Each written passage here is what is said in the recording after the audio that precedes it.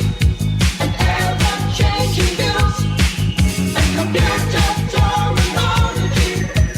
Commodore news. Are you keeping up with the Commodore? 'Cause the Commodore is keeping up with you. Are you keeping up with the Commodore? 'Cause the Commodore is keeping up with you. Are you keeping up? 'Cause the Commodore is keeping up with you. Are you keeping up? 'Cause the Commodore is keeping up with you. Hello, and welcome to episode 90 of Zapped to the Past. I am Adrian Mills, and I'm joined, as always, by Graham Raddings. If you haven't listened before, this is a podcast where we discuss games that were released for the Commodore 64. Last week, we looked at our third batch of games from issue 37 of Zap 64, which we are in no way affiliated with, and hurried around the halls of the things, platformed our way through Pac-Land, and waited once again in Wolfman. This week, we conclude our look at the games in May 1988, thank God, along with what was lighting up our cinema screens that month. So, Graham, fill us in on the glorious delights to come. In this regular crust 12-inch spicy meat feast pizza of an episode, we dive once again into the secretive single frame per second 8-bit world of the Invisible Warplane, this time flying a very nondescript stealth mission. We take our Duel Master Fighting Fantasy books and cast them to one side as we explore the run and poke C64 version in the shoddy Blood Valley. As if we hadn't quite explored every nuance of the game Breakout, we have yet another clone, this time the depressingly familiar Impact. And we also wander through some goblin-fueled crystal caves on the hunt for instructions and simplicity in the pretty but confused Troll. As if your pizza needed any extra toppings, we set sail across the Atlantic with our fleet of warships armed with our trusty 16-inch guns to reenact the largest naval battle in history. In Power at Sea, climb on board our fastest semi-sentient repto-mammals and run around repairing power nodes in the awkwardly titled Rimrunner. Shuffle around the humorless and incomprehensible puzzles of yet another dreary map-tastic walking adventure in TerraMex, before finally heading into the cold and somewhat thuddy world of the Interplanetary Weapons Development Lab, looking for Z-ray parts in Herobotix. Ay, this bunch of games is akin to picking up a fresh dog shit wearing fingerless gloves. Ugh. This was a buffet. I wouldn't have eaten anything from it. I'd have been like, no, I don't want to. It's got the shittiest vol-au-vents I've ever seen. No, and I don't like the idea of vol-au-vent, let alone actually manifesting itself near me. No. No, this is I'm just looking at the games this week. Those crab sticks, they don't look very crabby to me. And I don't eat crab sticks anyway. It's it's not nice. No one likes I think I think people pretend to like crab sticks. Well, because they're not really crab, they're seafood sticks. No. That's what they call them now, because no, not nice. What they're made of is not something you want to be entertaining in your mouth. It's not. No, I think people are just eating the crab sticks to get to the halkalash. There's probably a little bit of that in there. What are in these crab sticks? Crab, essentially. At some point, the crab looked at it: meat, bone, pork, egg. It moved dog. sideways once of its own accord. Did it? What, the crab did? They don't even taste like crab. Not that I eat shellfish, because I don't. No, I don't think I'm a big shellfish fan. No. Call me shellfish, but I don't eat that sort of thing. Call me shellfish, said Sean Connery. Yeah, shellfish. I'll eat I'll keep all my eggs, all my crabs. Call me shellfish. You're so shellfish, Sean. Anyway, yeah. So no, this is the worst buffet in the world. It really is. The buffet of May 1988 served up crap TV, naff bloody awfulness. It's not been great. No, it's had one or two highlights and a general melange of average to crap. Maybe this week, though, will be different. Maybe. Let's see. Should we get into some games? Because I have a feeling this might be one of our shortest episodes ever. Well, you'd say that, but the weighty tomes that have come along with some of these bloody things. Well, now, this episode is nothing if not book heavy. Yeah, so anyway, yes, let's just dive in. Let's dive into our first one, shall we? Let's do that. And our first one is Stealth Mission. This was 1995. It's disc only, and this got I'd say a whopping 89%. Anyway, That's a heavyweight score for a disc-only game. I bet it's marvellous. I bet it really is, and especially with the name Stealth Mission. This was very hard to find anything on, as the words stealth and mission belong to two of the most popular games on the system, that being Impossible Mission and Project Stealth Fighter. Yeah. And so and Stealth Mission, so it's a really rote name. It's like, just calling something two words. Yeah, red game. Yeah, exactly. It's like as if someone called their game The Way of International Karate. Or aeroplane flight. Yeah. Oh, Christ, there's loads of them. Or sneaky, sneaking in somewhere. Like, what? It's not a name. Stealth Mission. What do you go on? Stealth missions, I guess. I couldn't even find any YouTube videos of it either. It's like this game is so stealthy. It's so stealthy. Nobody knows about it. The only two I could find on YouTube was someone watching the cracked intros to this game. And then they just stopped. As soon as you got to the game, they turned it off. They're not allowed to talk about it. That's the thing. Or maybe they did. Maybe, I don't know. Anyway, I couldn't find it. Anyway, Stealth Mission. According to Moby Games, this was written by Steve Setzler. I keep wanting to say Seltzer, which sounds like a drink. But it is, Setzler. And directed by Bruce A. Artwick. And I think those credits are getting a bit above themselves, really. There's very little writing that I could see in this and no real direction to speak of. So, call it what it is. Did you code this game? You coded it. You didn't write it. Directing? What are you on about? Hey you there, make more game. Okay, well directed. Anyway, it's from Sublogic, who are also responsible for several flight simulators. I think a lot of them Microsoft flight simulators. All of them stealthy. All of them stealthy. They released a load of scenery discs as well, which I found weird. When you look at the thing, it's just scenery of America. But I can only imagine what that would look like in 8-bit form. It's like, is that really Mount Rushmore? Is it? Not as you might recognize it now. No. Look over there. There's more wiry graphics. Yeah, so they did that. But anyway, whatever. Anyway, this puts you in the seat of one of 3 fighter aircraft. The F-19 stealth bomber, the X-29 experimental, I don't even know what that is, and the F-14 Tomcat. From the title screen, you start by choosing which mission you wish to go on, and there are 4, each of which has an easy and an advanced variant. These are Mountain Conflict, Battle at Sea, Ancient Ruins, and Marathon Bomber. That sounds like a really long, I don't know what that is. That sounds like some of my toilet trips, if I'm honest.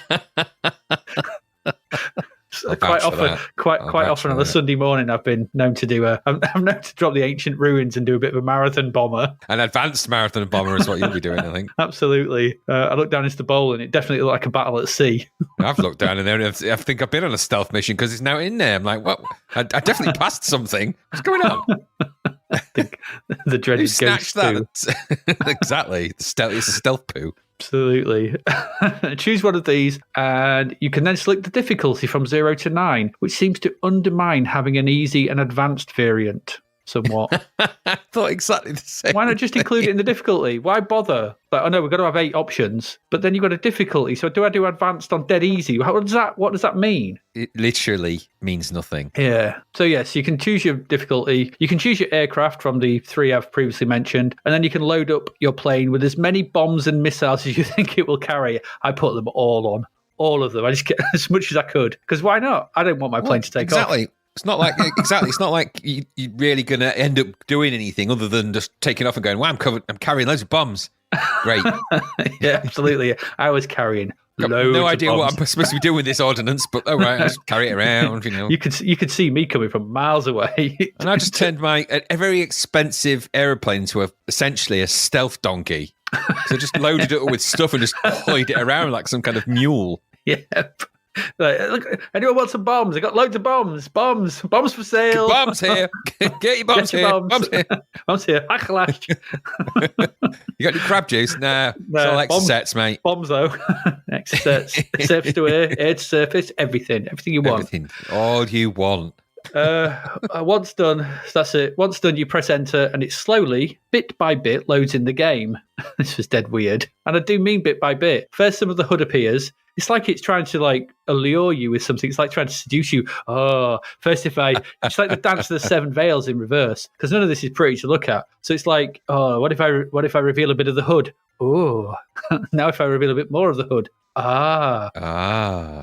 Then it just becomes all green. Then it goes a bit liney before finally the finished game screen appears. Okay. So the HUD itself is rammed with dials and stuff from which, just rammed with stuff. It's just stuff everywhere. It's up the sides, across the top, down the bottom. It's like they couldn't fit any more HUD on this screen. It's ridiculous. So you can select which viewpoint you have, because in this game you can look to either side, behind, or even from the top. Just how you want to fly a plane. Ooh la la. All the ways you've ever wanted to fly. Yeah, from the top. You can even watch from the tower as well for some reason. Not that you can make anything out. There's a reason why they don't do that in actual towers. See that plane taking off there? How do you fly in that? I don't know. I don't know. But like one of them when you got one of them radio controlled ones that you all of a sudden it's gone too far away. You're like, oh shit, I can't see that now. I can't see it. I don't know what I'm doing. Oh, that's crashing. That is. Yeah. So yeah, you can see it from the tower. You can see it from somewhere else as well. But who knows? You can zoom in as well. Like I don't know that's weird. You can zoom in from the tower. Yeah. Just stop it. It's just odd. It's really strange. There's a thrust meter, which is odd. Damage, all the dials you could ever eat. An element you'd expect in a hardcore sim like this. All of them. Everything you wanted. I don't know what any of them mean. If you hit Shift and Plus on your keyboard, which is via the emulator, this increases your thrust and you start to move. Pulling back on the joystick lets you take off when you are fast enough. So the visuals in this, they're filled in 3D, but what that means is filled in green vectors for the land, filled in black vectors for the mountains, and the frame rate is completely tanked because of this. So it's like, you want me to fill these in? Oh my God. I'm only a 0.98 processor. You could hear it was coughing, weeping. wasn't it then? It was, yeah. And that's when there's not even much moving on screen. And they knew this because you can press the O key to switch it to just a vector view. If you're the kind of person who walks around in the world wishing they could see it in wireframe, you might like that. And really, it's about as far as I got. I took off, I flew around a bit, I turned left and right, I went, ooh, these graphics are slow. That's the exact logbook that was written for all the stealth fighter pilots around that time. Yeah, I couldn't find a manual for this because obviously stealth mission are the two most obvious words to call a game ever. So I couldn't find anything. I found a website that some guy talked about playing it, but didn't say any of the key presses, so I had no clue as to who's talking. There's a really in-depth website we'll link to, which is like, when banking, do this, when attacking, like, none of this makes any sense. And there's no way coherent or in any way one useful relevant. command in the whole thing. One useful command, which was you could press one button and it automatically leveled you. Yeah. That was it. Yes. Yeah. I wish it ended it, but this was about me. So I couldn't find a manual. I didn't know the controls. There's loads of them, clearly. I pressed every key. I tried to fire some missiles. I tried to find something interesting to do, but there's nothing here to really enjoy as far as I'm concerned. The whole game, in comparison, feels really bare bones. It's got nothing like the attention to detail around the edges we saw in Gunship and Project Stealth Fighter, which we didn't enjoy the gaming part, but we enjoyed the wraparound, all the sort of loading screens and the sort of interstitial bits and all those kind of bits. And it's all completely missing from this. This is like, it's 20 quid, but it feels like a budget fighter, budget stealth. So yeah, it may have these 3D filled in visuals, but they're not that great. Not that I could make anything out. There's just these black mountains in the distance that I think got bigger. I was sat there for 5 minutes. They didn't really do a lot. And I was at full thrust constantly. Maybe because I was laden down with all the world's bombs, but I don't know. So probably going about Good Lord, how was he going to take that thing off? Wait and see. Zoom in from the tower. Zoom in from the tower. Tell him he's doing it wrong. But, it's not that great. They're just not that great. And the speed of the whole thing is, as you would expect, slow and boring. Would I have enjoyed this if I found the instructions? Maybe, maybe not, probably not. The games are not for me, even with modern PCs and consoles. So they're definitely not for me then. Boring, green and blue. Even whack the emulator at 2%, it didn't really help much. If you're the kind of person that likes these 8-bit sims, then this is probably another that's going to get you moist in the cockpit area. But if you're like me, it's just going to be another drab snooze fest. Despite the admittedly, and I get it, admittedly technical coding prowess on view. Stealth mission. No, it's not for me. It's not. I don't like these games. Move along slowly in vector form. How about you? Yes, I mean, principally exactly the same thought processes and everything. My instinct was, wow. Firstly, I thought these stealth aircraft, they really caught the attention of these game designers back then. It was like Project Stealth Fighter, Stealth Mission, Stealth. Everything was stealth. Yeah. I'm like, okay, these things are meant to be like top secret and that, but all right. Just make loads of simulations about them and what they look like. All right, fair enough, do that. The Russians must have been going, we have all your data. Some guy sat there who designed the stealth fighter going, look, all right, somehow the plan got out because that looks exactly like the one I drew. I don't know how they've done that. Anyone, I think they've seen it. So it's another, I say another, so another 3D wireframe solid mix. You can flip between them, right? Flight sim, got a good rating in Zap. All the formula for me to go, nah, already, but okay. I'm going to base this on what I experienced. And what I experienced wasn't a lot for the exact same reasons that you did. Trying to search generic terms on Google is not my favorite hobby. So putting in stealth mission brought up a trillion options, none of which were to do with this. Project Stealth Fighter came up a lot. If you look on YouTube, all I got was loads of missions from things like Splinter Cell and Dishonored. Stealth mission. I mean, I don't doubt there's a detailed simulation with lots of controls, options, views, and all that. And it's clear that Microprose's Project Stealth Fighter stole this game's thunder massively. So this is like, obviously they released this too late. So another game came along and, it just beat them to the stealth simulation audience. So This is an also ran. So it's an also ran, which means that it's, inevitably comparing the two. So this is a poor imitation of that, really, anyway. And I didn't really like that. Choose your missions, launch if you can, whatever you would call that, take off, whatever you do, into this 3D wireframe, whatever. All the options in the world, however impressive, in fact, they are. It all really, in these games, for me, always boils down to what you end up doing and flying and controlling at the end of it all. So you can have all the pretty you want, all the options, all of the military paraphernalia, all of the little, choose your ordnance. Oh, got too many bombs. Oh, not enough bombs. All of that. You do all of that. Way too many bombs. But I've said it many, many times. You've said it many times. I'm going to say it one final bloody time. The C64 does not push 3D vector maths around well. Just not equipped. It's not equipped for it. I mean, they're only just getting anything meaningful together in 3D in terms of that. In modern demos now, they're only just really doing anything meaningful. And even that's not really that fast and really very simple. So these games, however well-meaning, they will always lack the dynamism response time to make them engaging, especially for me, where I require that. Mm-hmm. I mean, the 64 is what it is. Its hardware is, as we've said many times, I'm just going to say it again, one final time. The hardware is more founded on arcade-type game creation. So pushing complex maths around, not a strong point. 8 hardware sprites, good. That's a good thing. It's got them. So ambition is great. And simulation's all good. If you can stand the frame rate and the trudgery of all this and plow through the endless manuals, key commands, options, and all of that, if that's for you, and I suppose, then great. If this is the only home tech available at the time, and that's what's available on it, and you find that engaging, go for it. Fill your boots, fly your planes, do what you got to do. If that's what you think flight is actually like in a game, and that's all you got to compare it to, then dive into the missions. It's going to take you ages. Ages. But I had a thought about this, Aid, and that was that the Amiga's out there now at this time. Yep. So this is 1988, and the Amiga's out there. And so really what you're doing is providing a really strong test case as to why the Amiga is your next potential upgrade. Because you're going to see Amiga games that do this stuff in much rapid way. You're going to go, the C64's... It starts to make... These programs are making the C64 dated by process of making it look... They've been doing it for a while. So I think that's, maybe that was the hidden agenda for this. Release a stealth game so that we can sell more Amigas. It seems very niche, but it's a crazy world. Stealth, it's a stealth mission to sell more Amigas. I wonder if this is, because this is probably, I didn't check into it, but it's probably available on other formats, maybe in some other ways, and this is some downport. I think it's just a C64. That's the only one I could find it on list of movie games. You got to look at this in juddering through the sky. I mean, I tried the different views. I'm like, what on earth is that? It's just a different way of looking at some crappy bloody shape. No, I don't need a computer to do that. I could just put a Rubik Cube on a shelf and go up at it from different angles if I want the novelty of looking at a geometric shape from different angles. And I could even do that slowly if I wanted to. I just want to sort of slowly move towards a cube. I could do that. It wasn't even a cube, was it? Anyway, so I think technically, I don't doubt that this was a complex thing to program. I don't doubt that. Direct. But what it's doing is, what it's doing is difficult, and that complexity for me is what creates the visual disjunct between what looks like it's all complex at the front, and then when you get to the game, it's this jerky green box thing with flight window stuff, sort of loads of dials and lights and switches that don't mean anything in blue or green. No, that's your options, blue or green. Yep.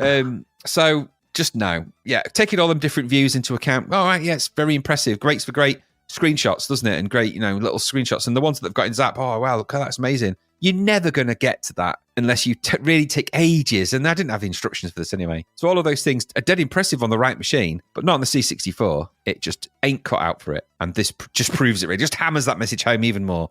Yep. So take your stealth mission and go back to bloody whatever, because it's just no. I think all you really do is making me feel sorry for this Commodore 64 at this stage. And I don't really want that. I don't want that. No one does. No. There we go. Stealth mission. Should have stayed more stealthy. Should have never seen it. Yep. Broke cover, and it wasn't a good thing. There we go. Let's move on. Let's move on from that. I'm sure the next one must be loads better. Can't be any worse. Let's move along. Graham, it's more generic names. Blood Valley. Tell us about Blood Valley. So this was from Gremlin, the top of the chain, developed by Imagitech Designs. That's actually Martin Hooley. If you look through his history, he seems to have got a lot of affinity for Barbie products. That's what that means, really. But he does. He's just got all sorts of Barbie stuff. This was coded by Che Guevara John. I'm pretty sure that there's some silly naming going on there. David Childs and Julian Gardner. The graphics are by Stephanie Waters. She's credited as Stephanie. Adrian Ludley, Nigel Cook, who's here as Cookie. Music, Ben Daglish. So it's some kind of Gremlin ensemble. According to the intro in the game, Blood Valley is based on the Duel Master Fighting Fantasy books by Mark Smith and Jamie Thompson. So that's exciting, isn't it?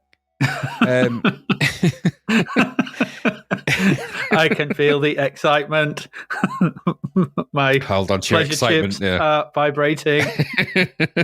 So there is actually surprisingly quite a bit to go through this, but I'll try and pressy it as much as I can. In the book version, each title in these it's a two-player series. So there's actually 2 books.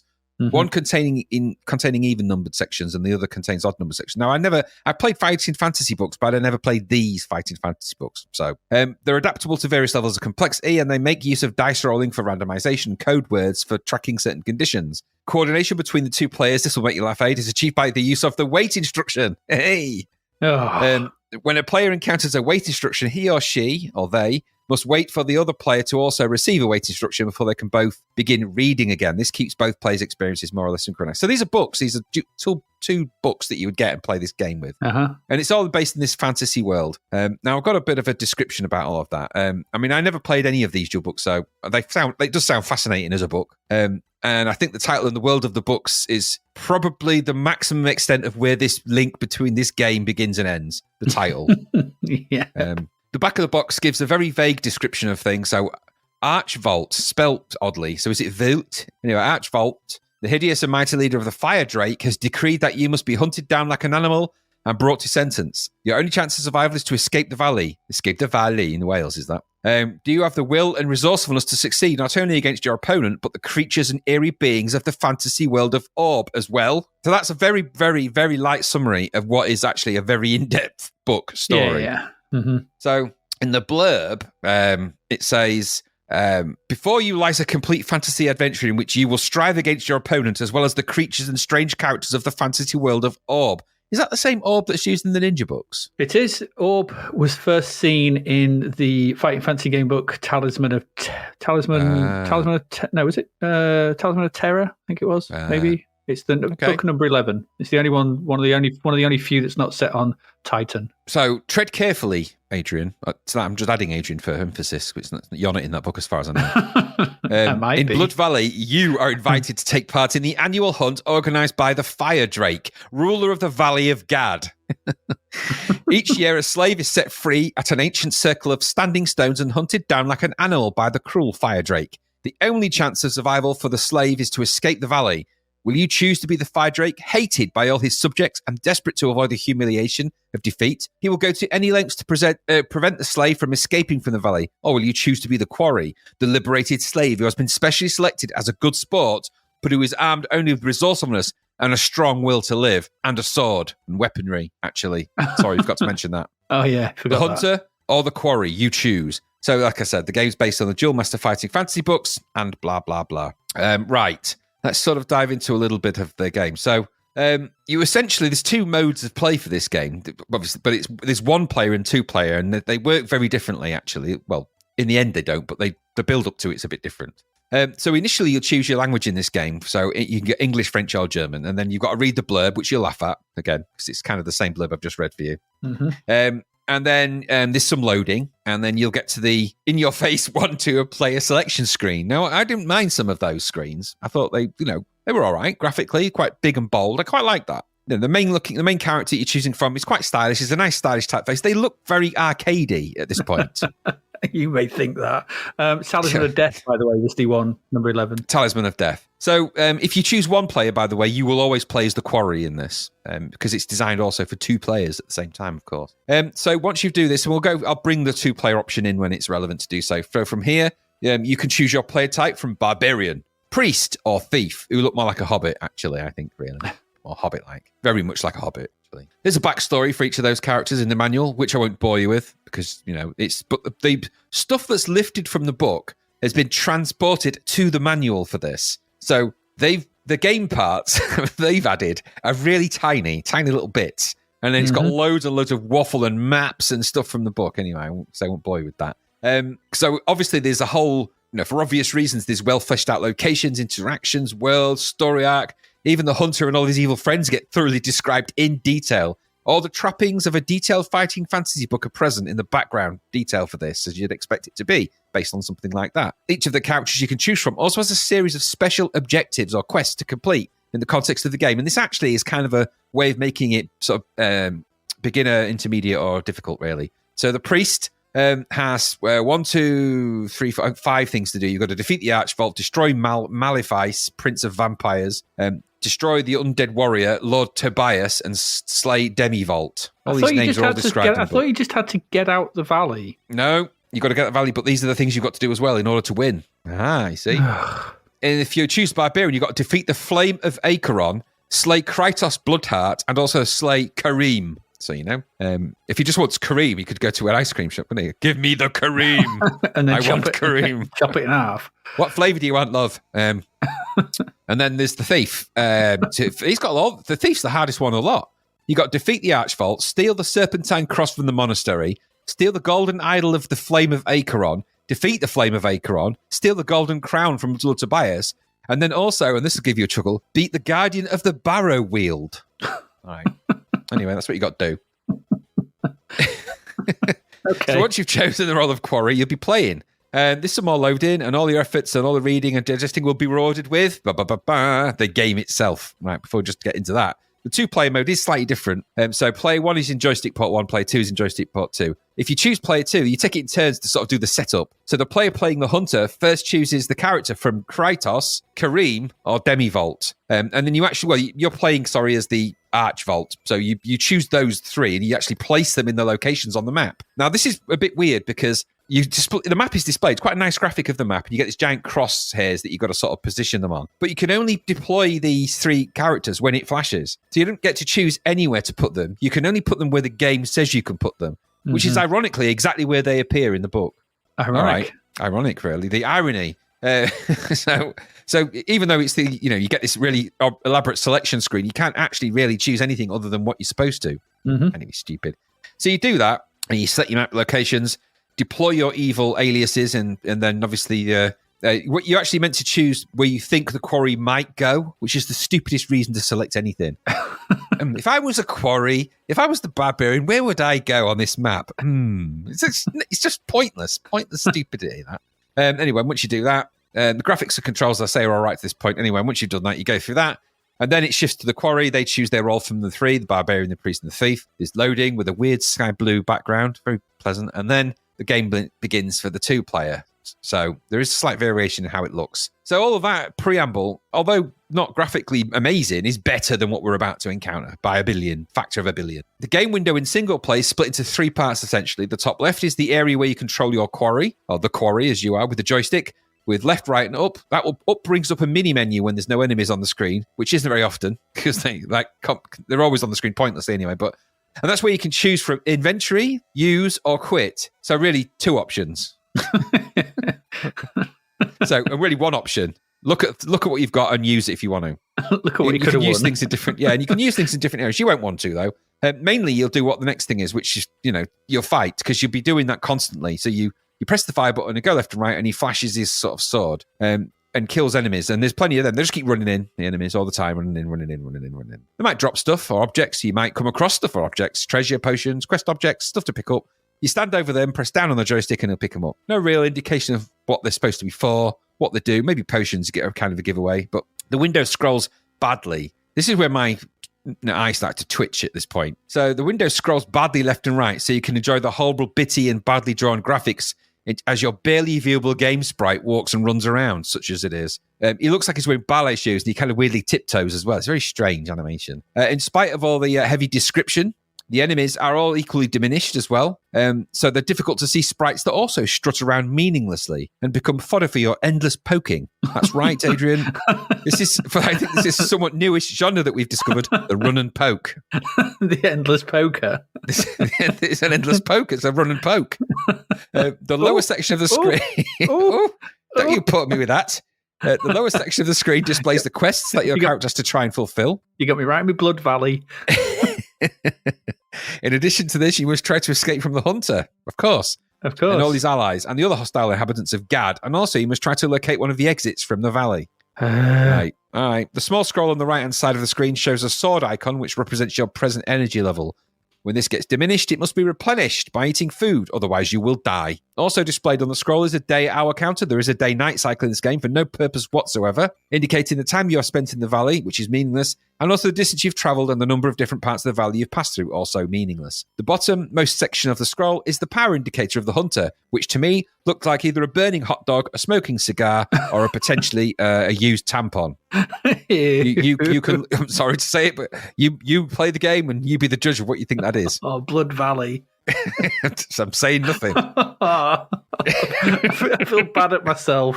I really do. I didn't say it. Anyhow, the two-player game window, just so we go back to the two-player on this, is split across the middle, with the hunter at the hunter on the bottom of the display and the quarry on the top, as in the single player. The right-hand scroll remains to indicate the health, etc., etc. And so the game plays out the same. What you're actually meant to be chasing each other, but what you are doing is running and poking, finding things and poking and more poking. It's just a pokey old game, this. All the pokey. It's all poking. So my comment is at this point, this is such rich material for a game, clearly, because it's a game already in book form, right? So the fun of these games is, I'm sure, playing them from the physical books. That's the pleasure of this. This weird C64 version is doing no one any favours and is, for my money, trashing these great games. The production around this, okay. Music, not terrible, but not bad, not great, but not terrible. Music menu screens I thought were okay. That part looks kind of the part. They get blockier and worse, but the issue here is that when the game arrives, in either one or two players, it looks and plays terribly. The graphics are a horrible mix of bitty brown and greys, and they're not very well realised, and the main sprites are small and also just not very good. The scroller is jerky. And the controls are lumpy and awkward. Pressing down to pick things up is kind of annoying. Why not just run over them? Why not just do that? Yep. Fighting feels meaningless as your sword fights, or whatever you might call them, have no impact or real value.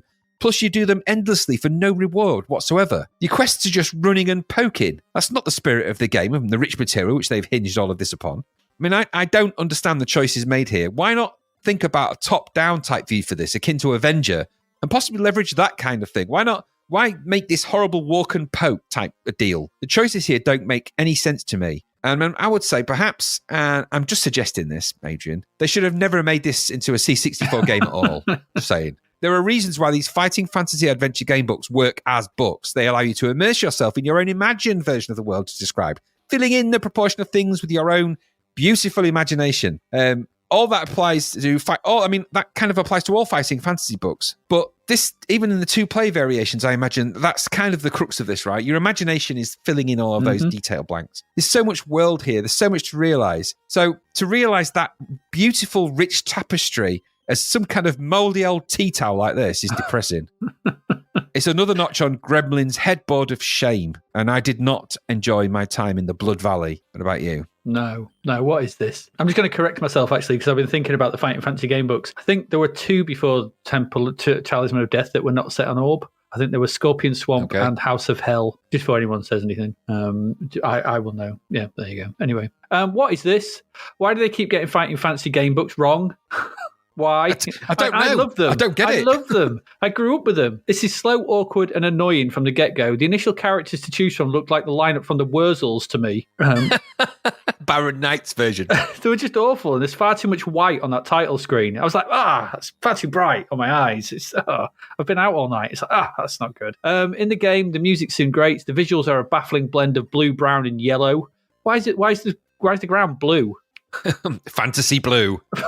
Is that the new one from Games Workshop? You'll need Fantasy Probably. Blue. 3 coats of it for that ground. That'll be £70, please. The gameplay is rote nonsense. You wander to the left or right and stab or poke a never-ending supply of Poke. badly animated and drawn enemies. Sometimes they drop stuff and you can pick things up, but this feels bad to play and bad to look at. This is the same issue we've had Usagi Yojimbo. Yeah.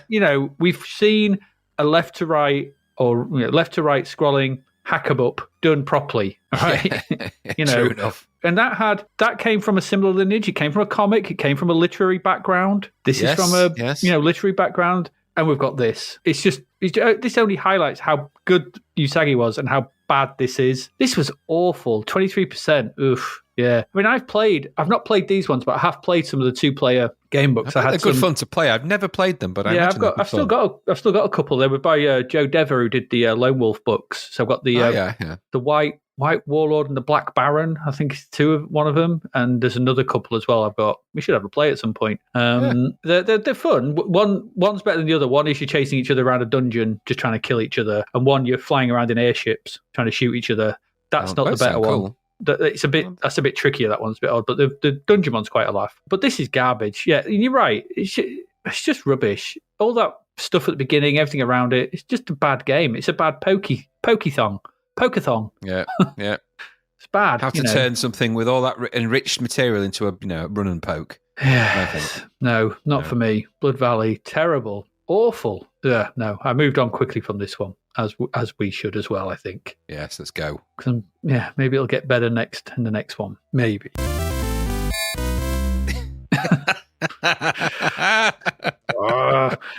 This is Impact. Full price again, $9.95. Another breakout clone. It's here in full price form under either the name Impact or Blockbuster. Okay. According to Moby Games, I haven't got a lot to say on this, by the way. According to Moby Games, this was ported from the original by Reptilia Designs. On Lemon 64, it is listed as Steve Snake. Whatever. Steve Snake. Whatever. He sounds. What he in some Steve sort of. Snake did it. Well, that's what it said. Reptilia Designs, Steve Snake. God's sake. Whatever. The Alan Smithy of the gaming world, isn't it?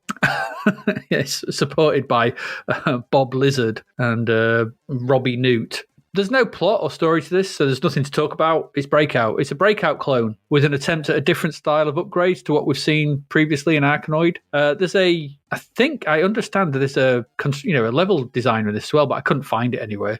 So God knows where that was. I tried a few different cracks. They all started the same. So whether the main crack of this that's out there is just not got it or something, I don't know. Whether it's separate load, whatever. So when this loads up, there's no title.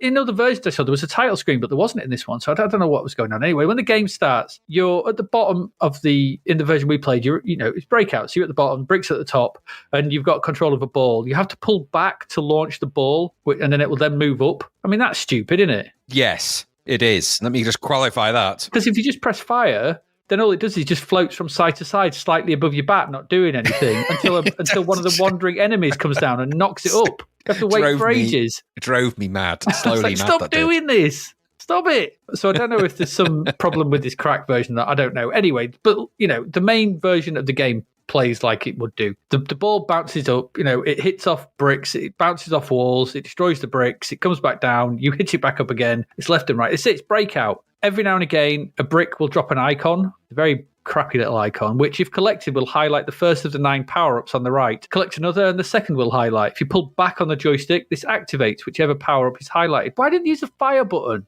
Why back? The fire button's right there. It's right there on the joystick. Stupid. And they, pulling back, it will activate whichever power up is highlighted at the time. They range from sticky bat, multi-ball, extendo bat, bomb stuff. It's the usual stuff. There's whatever. If you do choose it, then the next one you collect, you start right back at the beginning. There's 9 of them to collect. Once you clear the screen, you move to the next one. Clearing 10 gets you a code to start from there, should you wish to. There's also supposedly, like I said, a screen editor, but I couldn't get to it. Anyway, whilst this is Breakout, it's undeniably one of the most very boring ones we've actually played. There's probably a nice parallax starfield in the background for some reason. I don't know why. Are we in space in this one? I don't know. Well, clearly there's some kind of parallax starfield for some reason. It's nice, but I don't know what it's there for. But beyond that, this is slow and dull and a real chore to play. There's really, I've struggled to actually write much more to say about this. I was thinking, what can I say? The visuals are perfunctory, high res, but so everything's single color. Basic blocks. There's some single color animated high res sprites floating around. There's a sort of a ball with a satellite going around it. There's some wavy lines. There's stuff. They're just nothing. They're sprites. They're just, I've drawn some sprites. Look, what are there? Some sprites. Well done. The speed of the ball is random. Sometimes it'll speed up, bounce off stuff, go fast. Sometimes it won't. Sometimes it's whatever. Mostly it's slow, though, which doesn't help. Because when you get to the last few bricks, the bricks in the middle take multiple hits to destroy. And it's so hard to aim anything at them because the aliens get away. It just takes forever. The slowdown as well. Sometimes I noted quite a lot of slowdown when it was just the ball was just bouncing towards the wall. It would just go, just slow up and judder all over the place. Which is odd because there's very little moving on screen. Maybe take out the parallax background of the stars if it's because you've got slowdown in your main game. It shouldn't be good. The sound is basic at best, and whatever it's beep beep beep beep whatever. It does nothing we've not seen in games already. Done far better. Slow, dull, and boring. This had little impact on me. Is what my last comment. Very good. Go play Arkanoid or Revenge of Doe or Traz or Krakow or any of the other or even the one in Oink. Yeah, they're all better than this. 9.95's got 40%, way too much. It's the bad version of Breakout. What more is there to say? What about you? No, I haven't got much more to add. It, like you said, it's just a high-res Breakout game that felt oddly completely heartless. Chasing the Arkanoid crown with that top price tag as well, which is a very silly thing to do, isn't it? Well, Arkanoid's quid cheaper.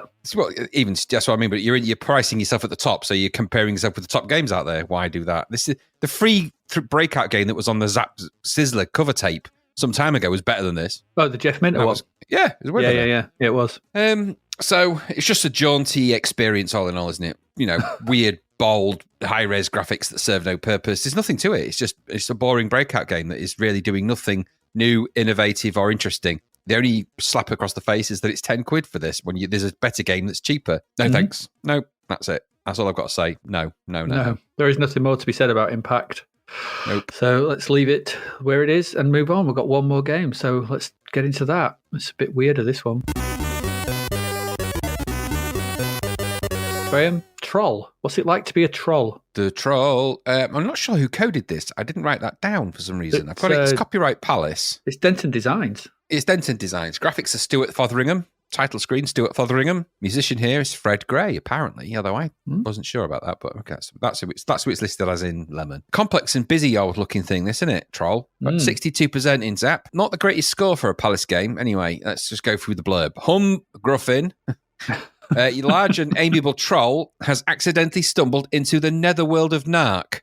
The netherworld of the Narc is a dangerous place to go for any human. Absolutely, winners don't do drugs. Winners don't do drugs, kids. And so it says the netherworld of Narc, an eldritch land. Not sure what that means. Of crystal caverns populated by a race of maniacally malevolent goblins. Knowing his only chance of escape is to reverse the spell that put him in such a predicament. He said, I thought he accidentally stumbled in. Anyway, he realizes that this can be done by taking the key crystal from each chamber and placing each one in its amulet. Oh, like you'd figure that out. Anyway, being a resourceful soul, he always has holes in his pockets. These are generated by a spinning wheel of fortune with its magnified center section. It starts to get a bit weird here. When our hero feels too threatened by the marauding goblins, he can throw one of his holes onto the floor and escape through it to a new cave. Or with a carefully timed throw into a goblin's path, he can make it disappear. For he knows only too well that being touched by a goblin will turn him to stone and condemn him to spending an eternity as a troll statue in the goblin land of Narc. All right. Now, that's actually all your instructions you're going to get for this. There's some hints about the various things that happen in there. One of the criticisms in Zap was that the instructions are a bit vague compared to what the actual game is.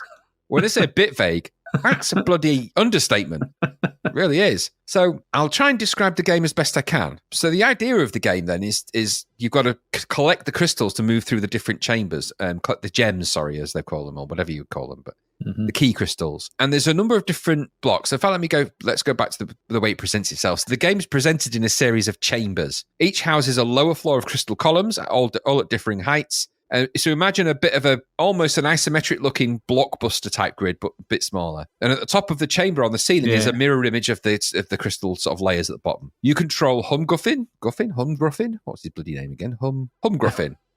So you control Humgruffin around this landscape, navigating your way over these crystal columns. Some of them are too high for you to climb over, so you need to navigate kind of around those ones. And there's a collection of things that appear to either help you or hinder. So there's flip pyramids. They allow you to jump to the mirror world to collect items from up there, so you can sort of hop between the two different, two parts of the chamber. There's spotlights, which allow you to travel to other chambers, but they also let goblins into that one as well. The goblins are in there, and I'll talk about them in a minute. There's fruit appear as well, which gives you more energy. There's also toadstools, which you can jump up and down on, and they allow you to spin the great wheel, which is on the left of the screen, which you can then use to access other chambers. And it's all getting a little bit woolly about what connects to what at this point, I have to tell you. Yeah. So you and your goblins are armed with holes. But when they say holes, it's things you throw on the floor that create a hole. And you can throw these onto the crystal tops, and if you throw them in front of a goblin, they'll fall through and obviously disappear. But you've got to be careful, because you can also fall through the holes, and the goblins can throw them for you. So there's holes everywhere. So you've got to be careful of falling in the holes. So the goblins are also armed with them. And if you fall into one of those, you've only got 5 lives, so you'll lose one of your lives. If you touch a goblin, you eventually turn to stone, so you've got to avoid doing that.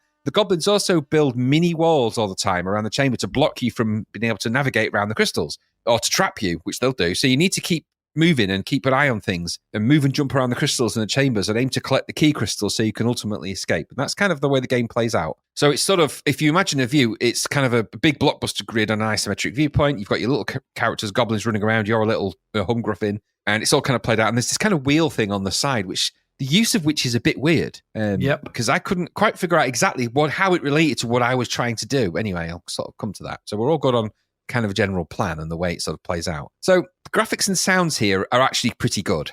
They're well drawn, they're well realized, and it's got kind of a classic Palace quality, which you've come to expect from their sort of thing. Their sprite work in their games and the people they hire have always been pretty good. So Palace kind of always have had that. It kind of looks the part. It feels quite polished. It's got a pro feel to it, to the look. The pixel work good sprites, nice controls. It all flows well.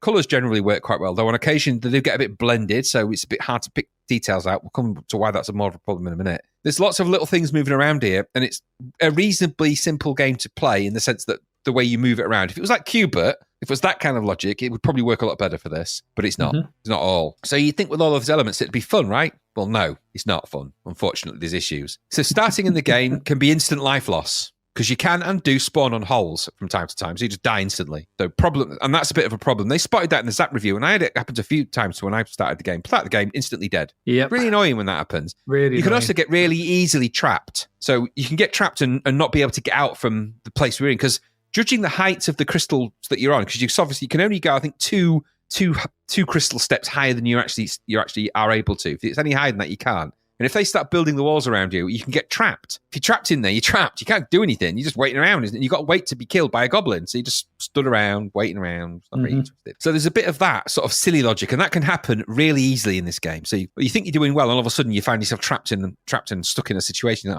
that's just stupid. So those kind of things point to me at a game design that wasn't quite fleshed out properly, that they hadn't quite ironed out some of the nuances. Like I said, the controls are okay, but the screen is quite hard to read in terms of height, which is one of the most difficult things about this game. It's really hard to read the screen, what's going on. There's lots of small items condensed into a fairly small space, lots of things moving around. And it's just a bit bitty to sort of view the height of the little crystal columns. And that's twice as hard if you jump up to the bloody one at the top, because judging something's height from it coming top down is really hard.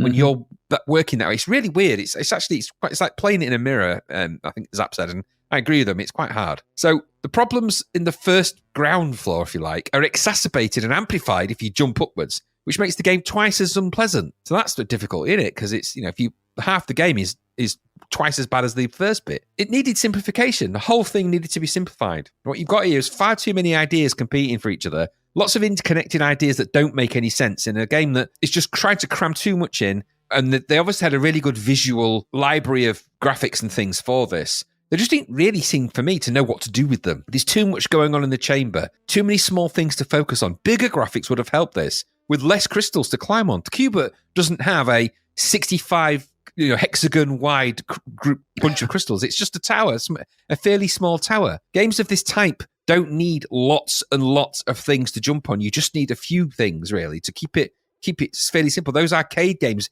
they mastered this kind of thinking process in arcades long ago. If you've got a single screen of stuff, you don't cram the screen with so many things. There's a reason why Donkey Kong doesn't have 97 platforms to climb in that first level. Yep. There's a reason why Pac-Man only has a few, a fairly rudimentary series of left and right turns throughout the maze. Then it's not a maze that's so complicated to navigate. It's pointless. There's reasons why those things are kept simple like that, and this sort of really does break that kind of rule. So bigger graphics would have helped, less crystals to climb on. Using colour might have worked to their advantage for differing heights. So you've got a visual cue about the height of things, because it's really impossible to know unless you run it and you can't get onto something, how high something is. And before you realise it, you might end up trapped. The instructions are ridiculously vague for this game. I mean, I've read the instructions out. that's all you get. Yeah. Which is really, really difficult. So a simpler game would have required simpler explanations, which means you could have got away with having 2 paragraphs of what you got to do. Instead of trying to wrap it in this really weird goblin-esque World of Narc story, just keep it simple. But they didn't. Complicated ideas, exponentially made more complicated by trying to put in a mechanic of having a mirror image at the top. Double that with not being able to explain things very well and really vague ideas of what the whole thing really equates to anyway. And what you've got is a recipe for visually compelling problems and disasters. So as it stands, it's pretty, but it's all a bit much on the eye. Lots of competing logic. None of it really lends itself to the central premise. There's things to like. Solid presentation for a start, some good music. But under the hood lies a confusing, frustrating, and often overcomplicated game, both visually and in the terms of the way it plays and through its mechanics. With that, combined with the under-describing of the instructions and some of those real design flaws and bugs, you've got a flawed game. And that is a shame, really, because it does look pretty, but the game in here is just not friendly to play. And you end up getting bored and frustrated with it. Full price as well. What about you? Yeah, pretty much same. An interesting attempt at an arcade puzzle type thing just doesn't quite work. Like you've rightly said, it's annoying to spawn next to goblins who immediately drop a hole on you or walk into you, get trapped in areas you can't get out of. I mean, those are design elements that show a lack of playtesting and, just a lack of just thought. And so that actually needs to be fixed. How do we fix that? Well, we don't spawn you next to gremlins, or we spawn you in a certain place, so where you're away from people, where away from things. And if you can't get out, then we notice that and we either allow you to destroy one or build a bridge for you. Something, get you out of there. Or allow a random teleport, so you can just teleport to somewhere else on the base. There's 96 tiles on that grid. That's just a lot in it. That's just the one on the bottom. You can double that for the top. So that's 192 tiles. That's way too much for on screen. It's way too many. What's Cuba? It's about 30. Yeah, exactly. Something, I don't know. Simpler. It's not many. You don't need that many. Don't get me wrong. The visuals are nice. Stuart Fotheringham, as ever, does some great little sprite work and decent animation, and nice. And they've got loads of character and stuff in those little sprites and stuff. He always does. They do. I mean, they really things do. like Robin of the Wood, and all the things that he's done, and he's and it's well programmed and it feels nice and presentation is good, but it's designed is lacking, and that's where this comes a cropper. It's hard. I found it really hard to understand exactly what I was supposed to be doing. Really, I think I didn't quite understand the whole. It's a hard game to read, isn't it? As well, because and that emphasizes it, doesn't it? You're like, what am I doing? Where am I at in this game? Yeah, and so that was it. It just, it was like, it takes a lot of time to try and figure stuff out. By then, you've been thrown into a different level, which looks different, and you're trying to figure that one out, and the map's different, and you're wondering if I can jump up. And sometimes think I should be able to jump up there, but I can't. I don't know. Yeah, it feels it's too busy for its own good. And I did find the music did start to grate after a while as well. Yeah. And it's hard to know what to make of it, because it does feel original in certain ways. There's not much like this. Cuba is probably its closest forebear, or things like Crystal Castle, things like those kind of ilk. But it's not It's not exactly like that. But it's just ill-conceived in others. It's almost there. 62% probably seems about right, because it's probably about 2/3 good. And 1/3 not good. So whether you'd knock more off because it's not good. So, but because it looks nice, presentation nice, but does it play well? So maybe it's a bit too high. It's not one I'd really seen before. I'd seen the adverts for it a lot, and it's based on those stupid troll dolls by the look of the adverts that were out for it. The ones with the big. I didn't know that it was based on the troll dolls. The advert has one of those in it. Because it's a game. There's a Trolls game, which looks like it's coming later, which looks like it's based on. Either they've nicked that troll design, because the advert and the front page, the front of the screen of this has got that troll look. It's one of those sort of round nose, big, struck up hair. No, I don't think it's anything to do with particularly with that IP at all. But no, I don't either. It's just called Trolls. So either they've nicked the look of it and no one's noticed, or whatever. But anyway, it's not more likely that. Not one I'd seen before, but I know I'm not in a rush to go back to, because it just didn't feel enjoyable to play. It was just a bit, nice to look at, but just underneath the hood was all a bit lacking. Someone had taken the battery out or something in this car, and it had gone away. And no, didn't like it. Call the narcs on it, I think. Yeah, narc. That's weird as well, isn't it? Of all the things you can do, why they call it narc? It's very strange. Yeah. Unless the Goblin Land of Narc. Yeah. Goblin Land of Narc. Sounds odd. Anyway, there we go. That's not a good half of games. Not really. That's really not. Can May redeem itself in our last half of games, what we've got coming up after this? Anyway, not after this, we've got films. Well, a film. There was one thing to go watching, May. We're going to go and do that. We're going to take a quick break because I think we need to after those lot, and probably you do as well from hearing us just being so like, ugh. Yeah, it's a bit harsh on the old brain. It really is. So we're going to take a quick break. We'll be back in a bit, and we'll look at the film for May 1988. So stay with us.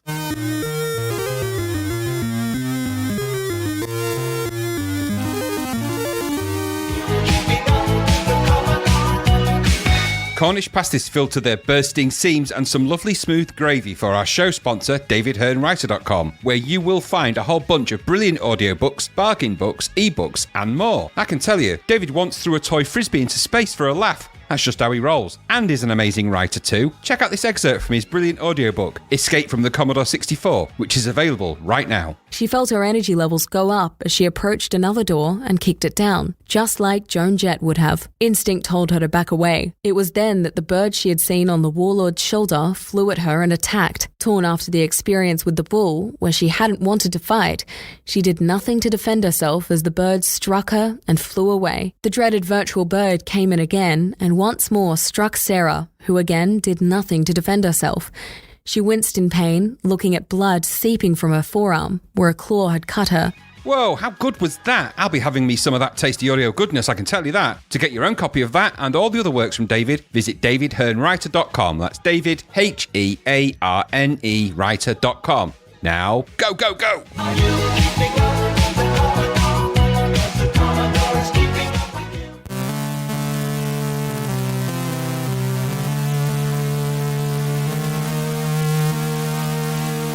And we are back. There are actually 3 films, although there was only one on the list that I normally use.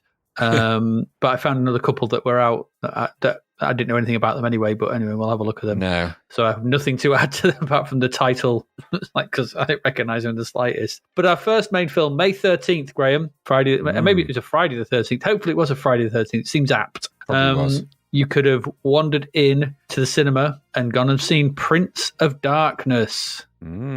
Good old John Carpenter is back with his next one. Bit of a classic, that, really. It really is. I love this film. I really do. I really do like this film. It's one of those that's got better. It's got better over time, and the more I watch it, the more I appreciate it, and the more I like it. Yeah, I would agree. Actually, I've actually watched it for this podcast. I've watched it just fairly the other recently. week. I watched it because I've been through all of John Carpenter's movies fairly recently, but I rewatched this one specifically to re-engage it. And there's always little bits you catch in this that are interesting, and I sort of looked into it a little bit more as well. There's actually some really good documentaries on the Blu-ray of this, some new documentaries on the new Blu-ray edition, because they've done a remaster. So I'd recommend, if you like this film, get the remaster on Blu-ray.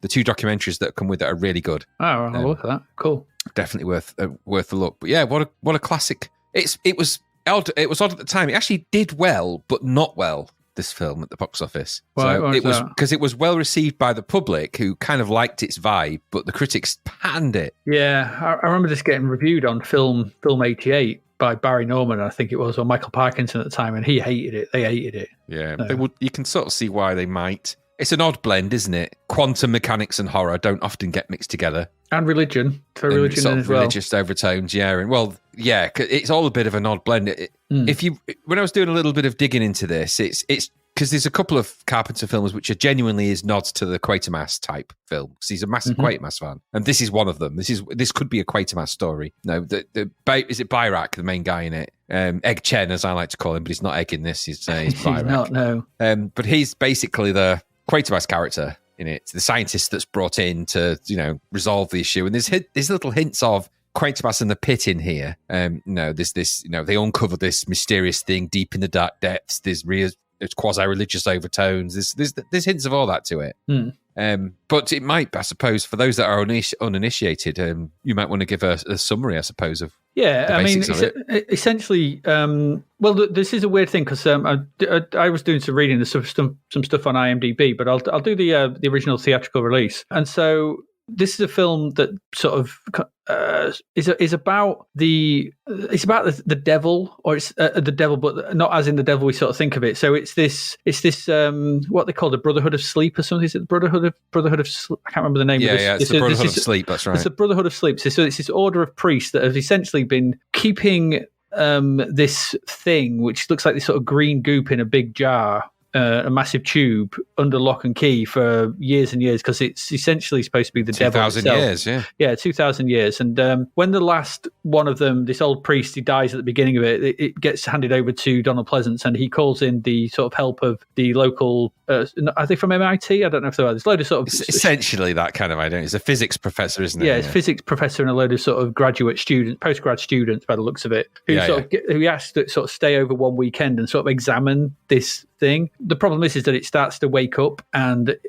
starts to possess them by sort of green goop flying into them, and then all hell breaks loose. This is all wrapped around. They keep getting these dreams the closer they are to it, where they see this dark figure emerging from the sort of church that this is in, which is supposed to be sometime way into the future. But and it's all to do with the level of sort of quantum physics, where, you know, on the quantum level where physics completely breaks down. And so is at that point, is it religion to believe something down there? And it's this mishmash of quantum mechanics and religious belief, and, you know, was the devil this kind of other being that existed on a plane aside from us? And so it goes from there, and then they start to get possessed.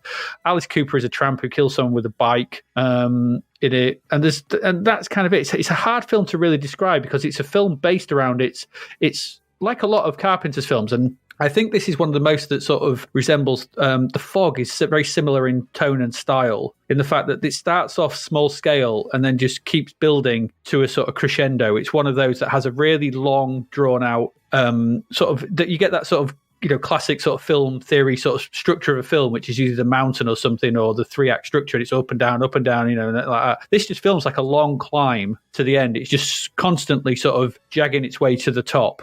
And it just, you know, kicks in, usually like Carpenter's films, about halfway through, 45 minutes, it just starts to kick in and then just doesn't stop. And it's what I really like about Carpenter's film. It's such an odd film to try and describe. You have to kind of, because it's not like many other stuff. I don't think he has a style like other people. And I think this is one of his stronger examples of that style, of his style of filmmaking, in my opinion. Don't know whether you agree or not. Yeah, I think there's prevalent themes in this, one of which is about the nature of reality. Because that's what they're discussing principally, and that's why the priest can't understand what this is, because his representation of his understanding of the devil and everything else has been called completely into question by the fact that they've been keeping this vat of liquid whatever as complete secret for years, because they didn't quite know how to represent that. They didn't know how to deal with that. So they positioned this whole idea of the devil and everything else to cover up the fact that essentially what they had was this giant jar of inexplicable stuff. Yeah. And obviously Donald Pleasance's character, who's the priest who takes over from the Brotherhood of Sleep, is just at a loss as to what to do. He doesn't know. What he does know is that it's the religious questions that it's brought up. He can't deal with them because religion doesn't have the answers to what's happening. Because obviously, other than that, there's other things going on. So there's a weird planetary alignment. There's an impending feeling of doom about this entire film from the beginning to the end, all the way through. This film, there's no levity really in it. I mean, obviously there's silly moments, such with some of the scenes where people are getting killed. But for every one of those moments where you've got Alice Cooper killing someone with a push bike, you've got some really, really amazing moments in this. There's a part where a guy is assembled from maggots and flies, and he's stood calling to them and telling them that they're all going to die. And then he just crumbles into insects. And there's just things like that really, they stick out in this film, like, because it's just not quite like anything else like that. There's that nature of Assault on Precinct 13, people trapped in a building with them contained inside. They can't get out. But there's this really weird impending sense of hopelessness and doom with this film, that they simply have something that they cannot comprehend because, as you said, the standard laws of physics simply do not apply to what is happening. So they basically bury themselves in this idea that whatever is in there is the exact opposite. Everything has its equal and opposite inside of a sort of a quantum mechanics type thing. So, in this kind of a notion of entanglement, there's always a positive and a negative something. Then they dive into that kind of notion of the measurement of quantum mechanics and the measurements of that something doesn't have a tangible value until you actually measure it. And then the exact opposite exists. So if there's all this good in the world and things are happening there must be some kind of anti-God particle, anti-particle. And that's what they contend that they're dealing with. But as the film progresses, and as you say, the liquid inside this thing starts to awaken, or whatever you would call that process, it starts to manifest. And that's when the film becomes at its most exciting, because it manifests in really horrific, horrible ways. But it's not just about, squirting liquid into somebody. They become completely consumed by this liquid, and they contort into these kind of broken, almost zombie-esque figures. This woman gives birth to something. It's not quite clear what. It's all really everything just starts to fall apart.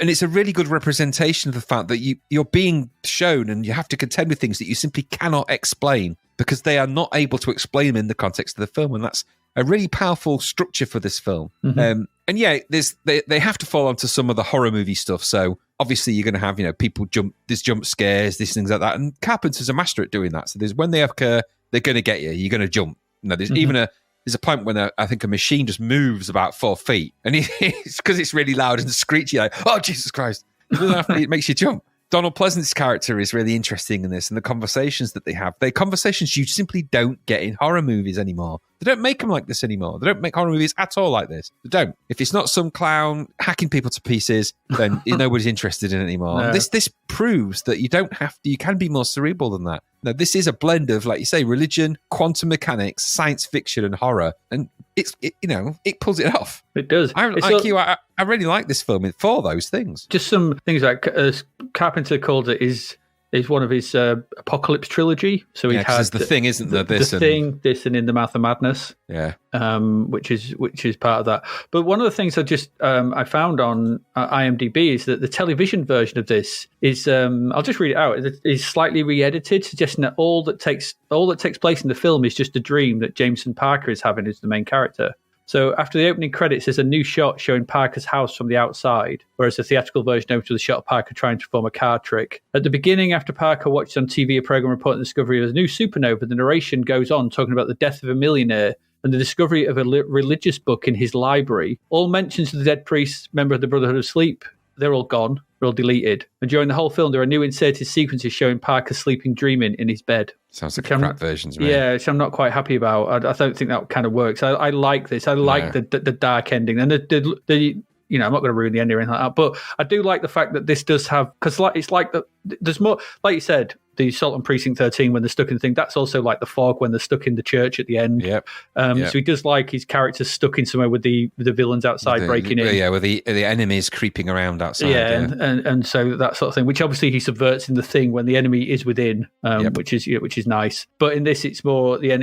They're coming in. But even how the monsters are in this, that great sequence where what's his face who plays the young guy who's in big trouble. Dennis Yeun, Dennis Yee, or whatever his name is. Dennis Yeun, where he's stuck in the cupboard yeah. and he's trying to dig his way out when they're trying to get in. That's really tense, that sequence. You can genuinely feel his panic and like horror at, getting caught in it. Brilliantly done, that sequence. But yeah, so it's all going off inside. And then I do like the fact that you've got like a cut price Tom Atkins. Yeah, he's got a very conspicuous mustache in that film. It's like, can you be a bit more Tom Atkins like when he's casting? I bet he went in without a mustache. He went, you'd be great if you could grow a mustache. Yeah. You don't know Tom Atkins, do you? How? Yeah, so it's like like the Fog as well. Like, they have to end up in bed together for no reason, which happens like in the Fog with Jamie Lee Curtis and Tom Atkins. Conspicuous. There's a very similar structure and pacing to this, like the Fog. But this is just great, and it's such a shame that it didn't do particularly well. I think it's just people didn't know what to make of it. It's in May 1988, this drops, and you're like, what is this? I mean, I remember seeing it on video when it first came out, and I just loved it because I thought it was very different, and I've just grown to love it even more because I think it's one of my favorites of his, because he said in an interview that it was, every shot in it is shot with a purpose, because it was on such a low budget, because they didn't have much money, because it's his he left studio filmmaking. This was his first one after Big Trouble or something like that, because of the experience he'd had with that. So he left the studio to do something a bit more independent, and so they didn't have as much money. So everything is planned, and every shot is premeditated and thought through, and you can see that. And and we've always said Carpenter is such he has a really great command of widescreen cinematography and filling that frame with information and just with the way he structures a scene and the way he structures his imagery within that, it's always really good. And they filmed they recorded that the sequences, the dream sequences. The way they're done is they were recorded on video and then filmed off a TV. Yeah, I can imagine there's some maverick filmmaking going on there. Yeah. I mean, the soundtrack is amazing for this, without doubt. I mean, it's it's a real return to Carpenter. It's a really good sort of nice heavyweight synthy piece that sits alongside of this. Really accompanies this particular, captures the mood perfectly of this. So when you get that, that kind of down, down, down, when you get that, and it's just lots of, it's clever like that. What I like about it, it mixes. You've got that sort of, like I said, that sort of angelic sound, along with the down, down, down, which is like the beastly undertow of it, like the low down and the high notes, which is that kind of, like I said, it's capturing that. Angels and saints, understanding quantum, that dark and light, negative, positive, is reflected in that soundtrack. Absolutely. I mean, it's dealing with, that quantum mechanics stuff that's in this. I mean, this is pretty early on into that as well. Now, this wasn't common parlance. You weren't quantum mechanics at the time. Obviously, it's a massive, massive branch of physics now. And in fact, they recently proved even more crazy things about it when they won the Nobel Prize for it, because it proved that it was actually even crazier than they first thought. But to tie that in, and to try and convey the concepts of that, people were sort of jokingly talking about things like Schrodinger's cat at this time. So to throw that into all of this and then start to question the reality of it all, and then have all the really weird things around it. No, I think it's a brave choice to do that. And remember that the cast for this is not what you'd call like a killer A-list cast of, Hollywood mega money. This is, this is some Carpenter stalwarts, all chucked into this film, and they're obviously doing it for the love of it. Hence the reason you've got Alice Cooper in there. He'll always turn up to a horror movie if he can stab somebody. Well, he supposedly came along asking if he could watch him do some of the special effects. And according to IMDb, he came along, asked him to see if he could watch some of the special effects, obviously for a stage show probably or whatever. And when he was there, they sort of offered him a part, and he said, "Yeah, I'll bring my bike." And that bike that he uses is his. It makes sense. Maybe he turned up on his bike. There's the kind of the deliberately, and like I say, I'm not going to give a spoiler because I think people should go and watch Prince of Darkness. If you haven't, go and watch it. But it has got a classic Carpenter, classic Carpenter ending, and I'm going to sort of leave it there because I think it'd be wrong to spoil that particular ending. But it's never going to. It's a Carpenter, so it's never going to end how you think. So I definitely recommend people go on, if they haven't ever experienced Prince of Darkness, go and seek out the the remaster that's out there, because the quality is astounding, and they're all shot on really beautiful, massive widescreen prints as well. So the cleanup for that is spectacular. It's like when you see if you've seen the cleanup, the remaster of the Fog or They Live or The Thing. On Blu-ray, they're amazing to watch. Yeah, like 4K. They're absolutely mind-blowing. So this is no exception to that. You've just got to suspend your understanding of what common horror tropes are a little bit. Just broaden your understanding of what is scary about things, because yes, you've always you've got people being killed and chopped up and all sorts of stuff in this, and there's all sorts of gruesome stuff for those that like that sort of thing. But there's some really sort of scary moments in this that sort of will live with you a bit, and I think that's a real power to this film. Not many of Carpenter's films do that always. The Fog does it. There's a moment in The Fog when Jamie Lee Curtis's character is sat while Tom Atkins is talking to the doctor outside, and the body of one of the people from the seagrass gets up and just walks towards her, and it's a genuinely terrifying moment in that film, because it's terrifying. It's like it's never explained. It's genuinely terrifying. Mm-hmm. I always wonder with that scene, just on that scene. I always wonder. I don't know the lineage of it, but I always reminded of the scene in Salem's Lot with that scene where Mary Glick. I don't know for it. Yeah, I'm not sure. I can't. They're around about the same time, aren't they? Around 81. Yeah. I don't know which came first, but that they both have that someone the sort of hand jerking underneath the cover and everything. But I think my I suppose what I'm saying is yes, because there's a lot of similar scenes, and actually probably Salem's Lot is a good place to start with that. But in that, it's kind of contextually explained. She's a vampire waking up. Yes. So this is a dead fisherman. It just gets up and just staggers towards her with a scalpel. It's like, why? It's supposed to have been under the water like for a month or something like that. But, and it's never explained. And then that's kind of what happens in Prince of Darkness, in the sense, not that there's a dead fisherman that wakes up on a gurney, but there are things that simply just don't get explained because they don't need to be explained or they can't be explained. And that's what I really like about Prince of Darkness. There's parts in it that are inexplicable because that's what they're trying to figure out in the film. They are simply inexplicable. They don't know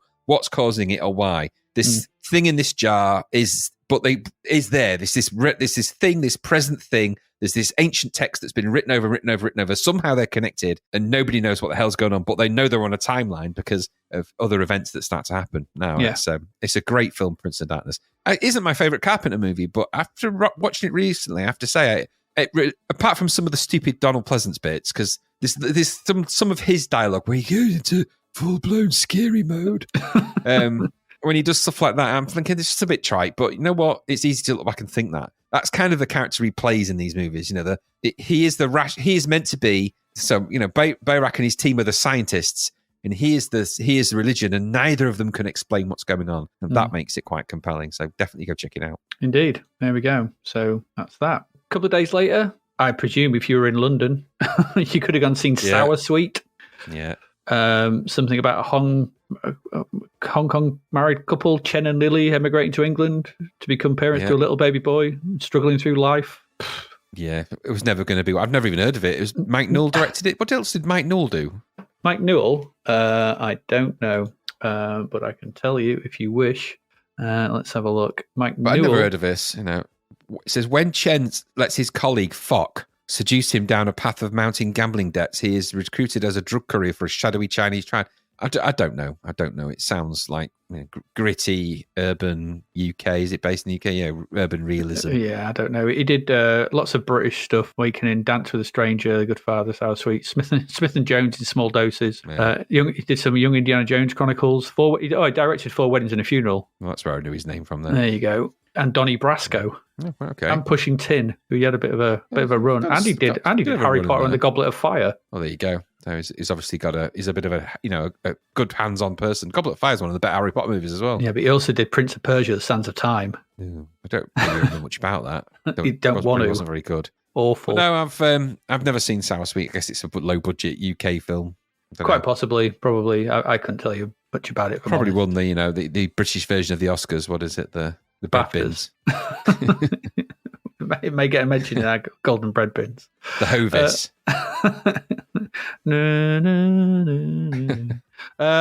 And finally, I didn't have a date for this one. It just came out some point in May. Stealing Heaven. In medieval Paris, a young religious scholar and the beautiful niece of a local patrician fall madly in love and consummate their passion for each other. In the religious uproar that follows, they are condemned and brutally punished. Yeah, it's a bit of a soft, that 80s softcore shit that came out. Is it? So, yeah, it's that kind of thing. It's in the same realm as those, what were them crappy movies that... not the, what's-her-face, Sherilyn Fenn stuff. Yeah, all that case. Poison Ivy and thing. Was it Poison Ivy? Something like that. There was a whole slew of them that came out, wasn't there? Was that? Yeah, there's just loads of them. And it's that kind of, it's... Red Shoe Diaries.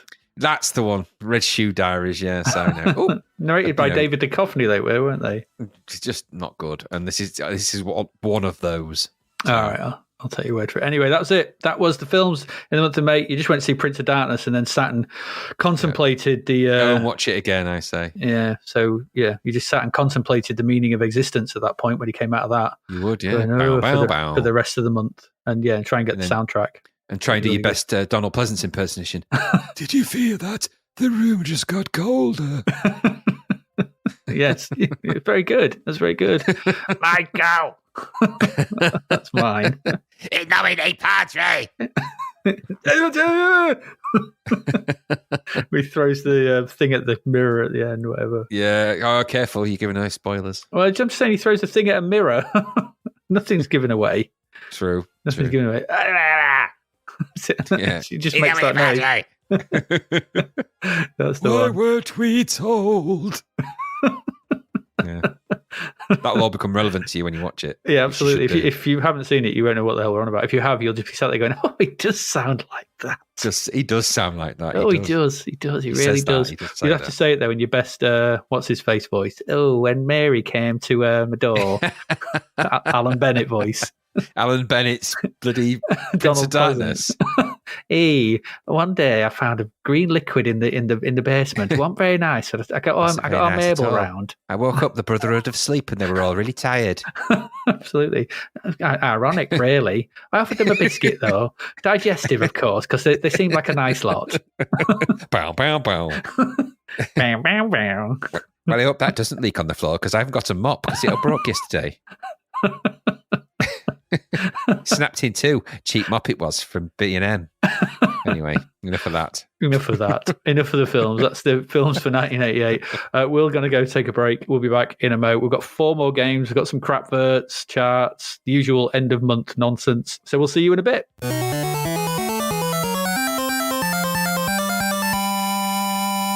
you keeping up with the Commodore? A 10-kilogram bag of licorice all sorts and dolly mixture to our show sponsor, davidhearnwriter.com, where you will find an amazing collection of audiobooks, bargain books, ebooks, and more. David currently holds the world record on Targ for throwing a shoe. He's also the author of the fabulous book, Escape from the Commodore 64. In fact, here is a little audio bite. We're now on the deck of a gargantuan galactic space freighter, Reese added helpfully. Apparently the droids here, you'll meet one soon, turned against their masters. There are many decks here. Not the easiest game to beat, but not only is it worth a try, it's also one of my favourite games. Nell took in the consoles, lifts, and swirling floor mats around them. She stood on one of the mats and felt her energy levels rise, happy electronic bleeps accompanying her. Wow, Nell said. I feel better already. Well, bless my barnacles. That is some good fishing. Please visit davidhearnwriter.com. That's David, Hearne, writer.com to catch a whole lot more. Are you keeping up with the Commodore? Yes, the Commodore is keeping up with you.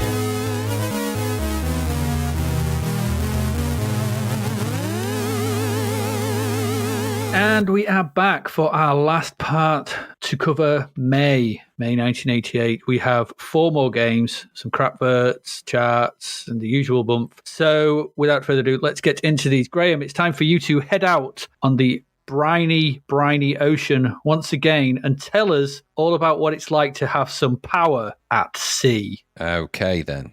This was from Accolade, developed by Distinctive Software. The coding chops are Don Metric, Jeff Sember, Hanno Lemke, and Kevin P. Pickle. Pickle Kev, everyone. It's Pickle Kev, remember? Yeah, he's back, And, Pickle Kev. Pickle Kev. And the graphics here are Tony Lee and John Bokler. Geddy's the musician. Yeah, Tony Lee, Geddy Lee, Dairy Lee. Yeah, Bruce Lee. Happy Lee, and so on and so forth. And the musician is Chris Hattelid. So this is Power at Sea from Accolade. 995, 69% it got in Zap, which is a bit odd. But let's sort of have a look and see maybe why that might be, because it's obviously big sea battle game. So this is principally a reenactment game, actually. So this is the reenactment of the Battle of, I think it's Leyte Gulf. I think that's how you say it. It's Leyte. So it's Leyte. I'm not sure how you say that. Let's call it Leyte Gulf, which was the largest naval battle of World War II. And by some criteria, the largest naval battle in history with, and get this, over 200,000 naval personnel involved. Wow, that's a lot. It was fought in the waters near the Philippine island of Leyte. We'll call it Leyte. I'm going to say Leyte because it sounds better. It's Leyte, Samar, and Luzon from the 23rd to the 26th of October in 1944 between the combined American and Australian forces and the Imperial Japanese Navy, or the IJN, as part of the invasion of Leyte, which aimed to isolate Japan from the countries that it had occupied in Southeast Asia, a vital source of industrial and oil supplies. By the time of the battle, Japan had fewer capital ships, that's aircraft carriers and battleships, left than the Allied forces had total aircraft carriers in the Pacific, which underscored the disparity in force strength at that point in the war. Regardless, the Japanese Navy mobilized nearly all of its remaining major naval vessels in an attempt to defeat Allied invasion, but it was repulsed by the US Navy's 3rd and 7th fleets. The battle consisted of 4 main separate engagements: the Battle of the Sibian Sea, the Battle of the Suriagio Strait, the Battle of the Cape Inago, and the Battle of Samar, as well as lesser actions. It was the first battle in which Japanese aircraft carried out organized kamikaze attacks, and it was the last naval battle between battleships in history. There has never been a battle like this ever again. It's interesting, that, isn't it? The Japanese Navy suffered heavy losses and never sailed a comparable force thereafter, and haven't done since, because at that point it was stranded for a lack of fuel in their bases for the rest of the war, so they could not affect the successful Allied invasion of Leyte in the end. So they simply decimated their navy to the point when they didn't have any fuel left anyway. This battle is an epic. in naval history terms. It is a whopper. It is and I indeed. cannot imagine 200,000 naval personnel. That I can't imagine how many ships that actually equates to in terms of how big a sea battle this was. It is humongous. Mhm. And of course, the kamikazes, well, we know what kamikaze, what they are and how that works. I won't go into explaining all that to the game then. So obviously this is set at the time of that game. The time is October 23rd, 27th, 1944. You're in that same location as I've just described, and you're going up against Japanese Navy's last line of defense. You are the commander of the US fleet, and you are charged with the mission of invading and liberating Leyte. In front of you, of course, is the mighty Imperial fleet, and they are not going to give up easily. The battle for Leyte Gulf marked the first appearance of, as I've said, the kamikaze, which actually translates to divine wind. Each kamikaze was armed with a 550-pound bomb and not enough fuel to return home. So they were just basically flying bombs, piloted bombs, devastating when they hit a ship. So the importance of this battle is historical facts. If you're successful, you'll break the back of the Imperial Navy, and obviously you leave the shores of Japan vulnerable to win at power at sea. You must take control of 4 heavily protected Japanese bases within 96 hours. This is the context of the game. They are represented on the maps by little flags. You must defend your fleet from attacking enemy fighters, kamikazes, and destroyers. So in this game, you take control of actually 3 Allied warships in this theatre of battle on a mission to take over the bases. Your fleet consists of an Iowa-class battleship, an Intrepid-class aircraft carrier, and a General John Pope-class troop cargo ship. Each of them carry different weapon ordinances, with the exception of the troop carrier, which is your fuel and your troops. And they all travel at varying speeds, but they are all tough, old, classic naval ships. So there's no cruise missiles or anything here, or surface-to-air missiles. Those things didn't really happen at this time.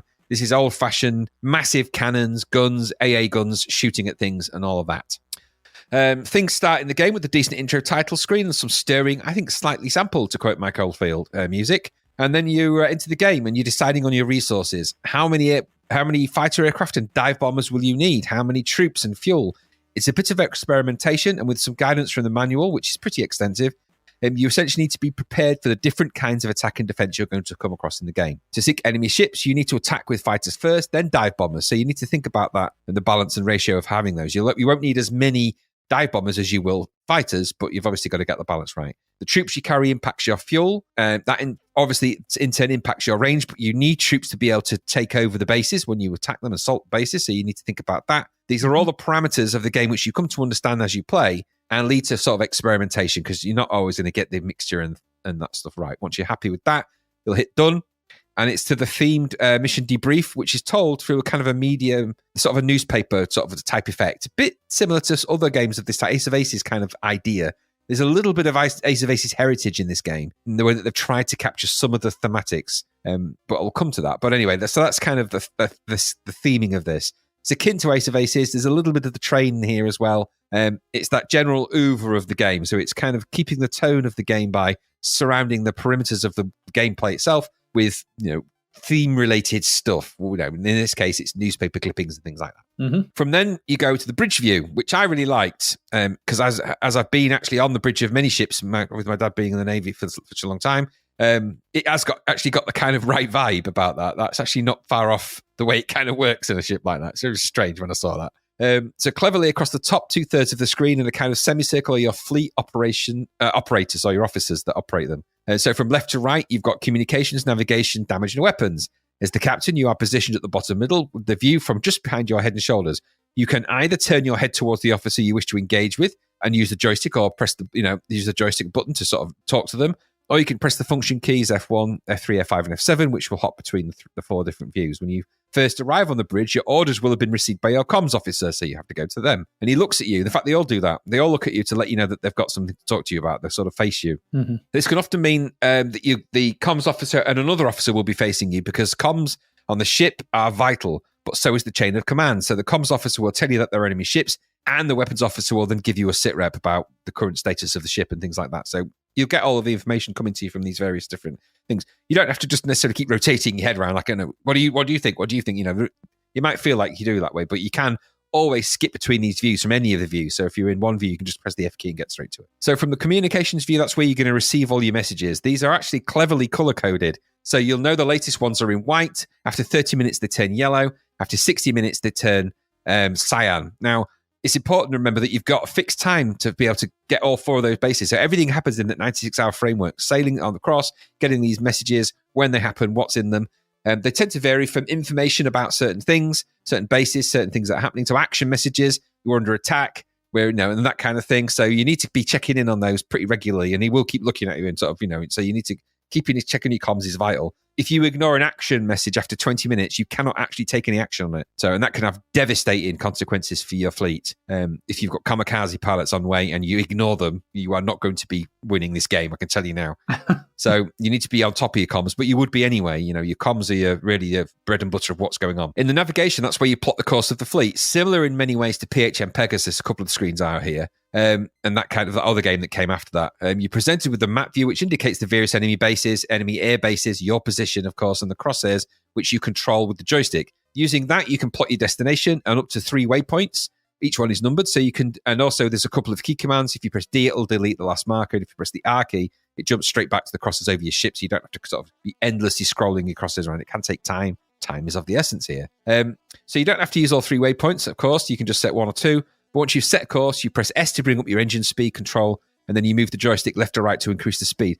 They're not dissimilar controls in the way it sort of operates, albeit they're different things, in the way that the train operated in that kind of way. So, it's fairly rude. It's sort of selective control, rudimentary control in the moment, back out of that control. And that's kind of how it operates across this game anyway. So left and right obviously increase and decrease the speed of the engine, or you select the speed you want to aim for, and then you press the fire button to do that. That's nice and easy. From then on, your fleet is en route to your chosen destination at the speed you've indicated. If you want to accelerate time, which is a very useful thing, and you will need to do this, you can press F8 or Shift F7, and that will create the acceleration in time. You'll know that because the border goes red on the game. And so you're in time skip mode, if you like. Yeah, I can sort of see why they added that, because, you could spend a lot of time just trundling around in this, but maybe that's how you want to say that, I don't know. But anyway, you can do that. Your next view is the damage control, which just gives you indications of the status of the ships in your fleet. It can range from no damage to severe, and since you can't administer any repairs at sea because of the time constraints of the mission, this means that this is all really to inform you of the status of things. So you need to keep an eye on that, because your ships in this, as they get damaged, become less effective. So if your engines get damaged, they slow down. If the decks of your if your battleship's large guns are damaged, they can take longer to reload. If they get taken out, you got to return to base. If your aircraft carrier AA guns are damaged, they're less effective, leaving you more susceptible to kamikaze attacks, which will damage your flight deck. If your flight deck is damaged, you can't launch the same number of fighters, and so you get the idea that there's a sort of a knock-on effect. If your cargo ship containing your troops gets damaged, that directly affects your fuel, which directly impacts your mission's viability. So you've got to keep an eye on all of that. And that's really what that screen's for, is to just, because after every battling encounter, you'll get a summary of that encounter, and that can tell you sort of roughly where the status of your ships are. You're never going to come out of a battle with this unscathed, I can tell you that. Not really. And then finally, you've got your weapons control. And this is where you can set 4 possible battle orders. That's launch planes, which is obviously, that's ordered this against enemy destroyers. You've got man-large guns, and that's used against enemy destroyers, and that's an alternative to launching planes, because sometimes, and I'll come to how that works in a moment, but sometimes if they're closer to you, or you've ended up sailing closer to them, then you might be able to just take them out with your large guns. There's man anti-aircraft guns, which is obviously how you're going to defend yourself against attacking fighters and kamikazes. And then there's assault base, which is where you fire your large guns against the fortified base parts, the pillboxes and things like that, to try and weaken the base strength to prepare it for when you're going to land troops in there. The final command there is return to bridge, which obviously returns to bridge. You can just press spacebar or press the F keys to go directly where you want. In those, you move the cursor up a key, with the cursor up and down with the joystick, so you just got a limited range of selections, and then you press fire to select. So that contextual selection is working quite nicely there. In addition to selecting weapons operations, you've got fleet troops, fuel, fighters, and bomber status. They're all shown in the lower portion of that screen as well, to give you a kind of a running idea of what's happening at any given time. So to the game and how it plays out. There are a number of mini games really in this that all link together. As you sail your fleet, you will undoubtedly come across enemy ships that are patrolling / sailing the area. When this happens, your comms officer will raise the enemy ship spotted on radar alarm and its battle stations, so you can choose the appropriate action. You can either send in your fighter planes to first knock out the enemy ship's AA batteries, and then follow this up with your dive bombers that swoop in and drop bombs, sinking that ship. Or you can wait until they're in range of your large guns and try and land a couple of massive hits. The former sees you selecting up to 5 fighter aircraft whose mission is to destroy the AA guns on the port and bow of the ship, or left and front of the ship, if you like, it's 2. You take to the skies in this mini flight sim view. The upper area is the cockpit, where you can see the crosshairs for your machine guns. Both the enemy ship and their guns, they flash red when they fire at you, so you get like a little flash. And below that are your gauges for your airspeed, your attitude, I didn't realize it was called that. That's actually the other posh name for your horizon and your altitude. As you swoop and move around, you'll see the enemy ship coming towards you, and you can try and take out the AA guns. You essentially get 5 passes however many aircraft you've launched. That's how many goes or attempts you get to try and knock out the AA guns. If you miss, well, you haven't knocked them out. If you get shot down, you haven't knocked them out, and it will automatically jump to the next plane. So if your plane doesn't hit the mark or knock out the guns, it will automatically switch to the next one. If that's hit or destroyed by the AA fire, you'll auto switch. If you lose all of your planes, well, that means you failed to take out the AA guns, and your dive bombers are going to have a real tough old time. They're just going to get shot out the sky. Quite tough, that. So you need to take out at least one of the 2 AA guns for your dive bombers to even stand a chance of sinking the ship. There's no point in doing it otherwise. So after you've done that, if you have successfully knocked out any one of those things, and you will probably knock at least one of them out, in the next section, you control the dive bombers, and as you zoom towards the ship, the view of dropping up with the view of slightly changes, and the view of your cockpit changes slightly. You still got the same parameters and gauges, but it's a slightly different view. And the idea is that you've got to try and land a big heavy bomb on the ship. If you're successful, you'll sink the ship with a nice little animation. If not, you've lost valuable resources and time, and your mission is in jeopardy. After reaching counter, you'll get a summary screen telling you the outcome. If you've sustained any damages or losses, that will tell you. There's even a little bit of music back then, and then it's back to the bridge for your next encounter. If you try not to take the ship out with your 16-inch guns, it adopts a view akin to the PHM Pegasus. You have a binoculars view at the top of the screen, which shows the magnified view of the enemy vessel and your guns at the bottom. You first control your ship and get into the best position you can, which is essentially broadsiding it. Left and right on the joystick controls your heading, and up-down controls your speed. Once you're happy with your heading and position, hit the fire button to lock it in, and then pressing the F1 key will activate your gun controls. Left and right on the joystick controls your aim left and right. Up and down increases or decreases your elevation. Then the fire button, well, it's obvious what that does. You can toggle between controlling the ship and the guns with F1, so you need to try and get close enough to be able to do that, but not too close, because if you get too close to them, they are going to sink you. As simple as that. They're not stupid. Mm-hmm. So if you sail to an enemy base, you can attack that, and then you can try and overrun it or launch your troops to it. So the first thing you've got to do is take out any of the pillboxes and bunkers and anything like that. So your binoculars, it'll go to the kind of binocular view with your large guns view again. And you maneuver the sort of guns accordingly in the same sort of way. The colour of the flag on the map would have indicated the strength of the base. So red flags are very strong, purple are quite strong, and green are strong. Red bases are supplied by other bases, so you've got to actually destroy the lesser bases to weaken the red ones. A full-on assault on a red base is not recommended in this game. You won't do it. You'll be sunk. There are basically 2 parts to the base assault. Part 1, you need to destroy the enemy artillery. So in part 2, you can land your troops and take over the base. Your battleship essentially sails past the enemy base at about 4 knots and about 5,000 meters away. As you sail past, you will fire your guns at the targets at the base. You move in, so you need to lead the targets, which is more difficult than it sounds. And you eventually come up to the fortified concrete bunkers. You need to inflict as much damage to them so you're able to send in your troops. That's the whole point of what you're doing. You're weakening the entire structure of the base. At the end of that part, the summary will tell you how much strength they have remaining and how much damage you've done, plus any losses and damages you may have incurred. If it's medium or below, send in your troops to take over the base and fly your flag. If it's not, then you'll need to do another attack. But by then, they will have also repaired and replaced some of the damaged artillery from before. So when launching your troops, you need to choose how many. So you need to think about that. When launching your troops, you choose how many to send in, and the Marine Commander will give you some updates as to progress or ask for reinforcements if it's not going so well. The troops you launch are subtracted from your troop total that you selected at the beginning, and any remaining troops after the battle, if you win, will remain at that base. So you've got to be very careful of that because, and it's a very important detail, you need to make sure you've got enough troops to be able to take over all 4 bases. So if you plow all your men into base 1 and then you only got 3 men try and take all the other bases, you're not going to do so well. No. Of course, it's not all plain sailing either. You will come under attack in this game from enemy kamikaze planes, as I've said. When this happens, you get an alert sound. You need to man your own AA guns and shoot them from the skies. If they get through your defense and hit your ship, they cause significant damage or sink you if you're unlucky. The view changes to a similar view as the others, and this time you're firing your AA guns as aircraft zoom towards you. Quite nice, but it sort of has a look and feel of something we've played before. Eventually they'll stop, and then you'll again see how much damage you've sustained. So there is a lot to this game in some ways, and there are some odd things about it as well. Graphically, there's a good deal of content here. While alerts are sounded in a similar way to Ace of Aces, you get some mini action-themed images. Indeed, they're dotted throughout the game. For alerts, when you take over bases, win, lose, etc., you get some nice visuals that drive that kind of thematic along a bit. The view of the bridge in this is actually pretty good, and the controls for the 4 officer views I think are really simple, and I think that works. It's one of the best screens of that type I've seen. Indeed, the controls here are good throughout the game, I think, and they were good in the train, and they were good in Ace of Aces, so they've got quite good at that. Graphics for the ship views work.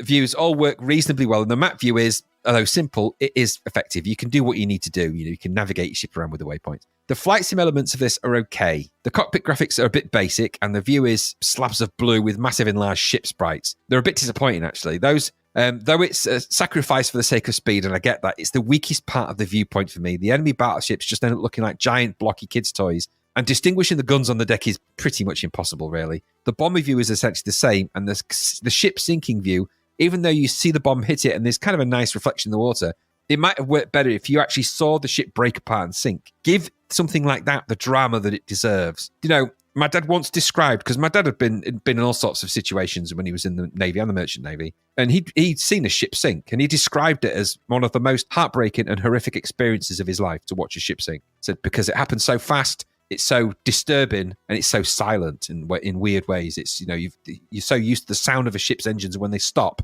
and the ship just breaks and just sinks. It can happen in 2 or 3 minutes. It's fast, if it's depending on how it's been damaged. So he described it that way. He said it's a horrific thing to see. So that drama of that isn't conveyed here, I think, and that's part and parcel of the bit of the problem I'll come to in a minute. So attacking the ships with your large guns is more satisfying as the player. Those parts are better than flying the airplanes, but it's still hampered by that odd control system. And it does kind of work, but trying to sail your ship a little bit, shoot a little bit, sail a bit, it's just, I don't know.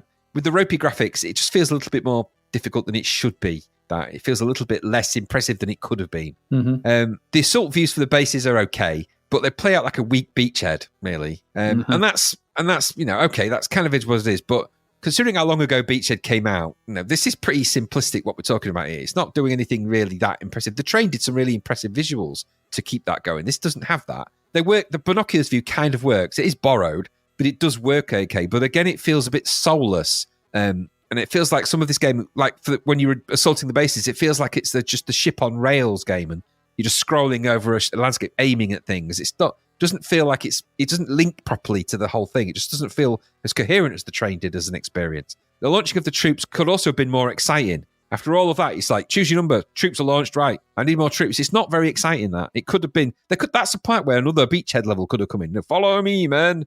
It's missing that kind of thing. Anyway, So all in all, this is a good game, but it's not as good or as approachable as the train, nor are the graphics as good. It does attempt to lean on the more emotive notions that Ace of Aces did, and while it's okay, it somehow also misses the mark, not quite evoking enough of any empathy or feeling of wartime drama. There's just not enough. I think the drama and the mission of the train felt more personal and more focused because it was a couple of guys stealing a train from the Nazis. Here, controlling a fleet, while good and enjoyable in the main, feels a bit soulless, and the enemy is less obvious. The horror and the terror of kamikaze fighters doesn't quite come across here at all. They're just planes swarming around the sky.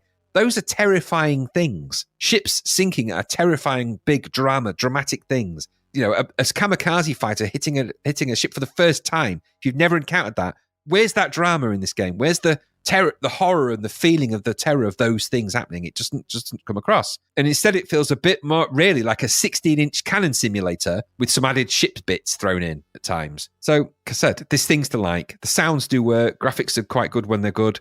Loading isn't actually that painful, which is nice. It feels like a complete game. There's no bugs that I encountered or anything like that. There's lots of different ways you could approach this to play it, I guess.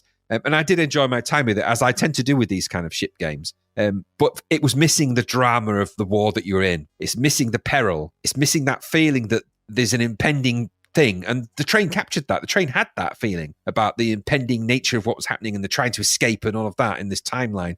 This just doesn't feel like it has that. It's just missing that, which I guess explains Zapp's review and why I kind of left it feeling less than happy than I did compared to the train. But that's me. What about you? Yeah, I think this was probably going to be more in your wheelhouse than mine. But yeah, after selecting my resource and getting my mission, I found myself in the role of Homer Simpson in the power plant as I stood behind far more talented people and acted like I knew what I was doing in that Scorpio episode. He's like, these are you guys, Homer. You make it do. And he's like, can you work more harder? Yeah, sure, Homer. That's what I felt like. That's why I was like, I just sort of looking at these people going, they were all, every now and again, they turn to me and go, you all right? I'm like, what can you tell me? You obviously know what you're doing. I'm going to act like I do. That's what I felt like. It's weird. Next thing I noticed that this was made by Don Matrick. I think we've mentioned it before, but he was responsible for the debacle that was the Xbox One launch. He was head of Microsoft gaming division, and undid everything that they got right with the 360. He since went off to Zynga and now just sits. Why was the Xbox One launch such a disaster? Just as an aside, oh, it's dreadful. You should watch it. It's because they focus. You know how everyone loved the 360. The 360 kind of. I just wonder what it was that went wrong. Because they focused. It was essentially called the TV launch because they said, oh, everyone's coming with a Kinect. It's all connect. You can plug your telly into this and go out to you can plug your cable box in. It's a dreadful. People are like, where's the games? You don't need them anymore. So it's a multimedia center kind of thing. Yeah. It was awful. Awful. It was basically what happened with the Xbox from about 2000 when they started chasing the Wii and with the Kinect and everything like that. They've only just started to get up. Anyway, it's a bit beachhead, this, isn't it? And I think that's the thing with it. So it's beachhead rather than Strike Fleet. And I get it. It's Accolade's attempt to make these kind of things simpler for the player to get into. So Strike Fleet is hard to get into. HMS Pegasus, hard to get into. Not a lot happens, and there's they're tricky to get into. Accolade come along and they try and do that arcadey version of this, and it's not too bad. But I just felt it was a little dull for a lot of it. The action sequences, they're not as good as the ones in either. Not even as good as the ones in Desert Fox, Ace of Aces. No, they're not. And they're certainly nowhere near the quality of the train. So, it's not too bad. But for a lot of it, I just found myself looking at the back of my head and not much going on. I was like, and I know that's the thing it's seeing. You can speed it up, but I don't know. I don't know if I needed those sequences. I don't know. Let's just go somewhere. It's a bit of a shame, though. When it does, I found there's about 3 sequences in a row where I was just doing that shooting airplanes out the sky sequence, and you get that same sequence of people running on the deck and the guy with his big binoculars. I was like, I've seen this. Let me skip it. I get it. Whether it's loading and stuff, I don't know. But, it just gets a bit of...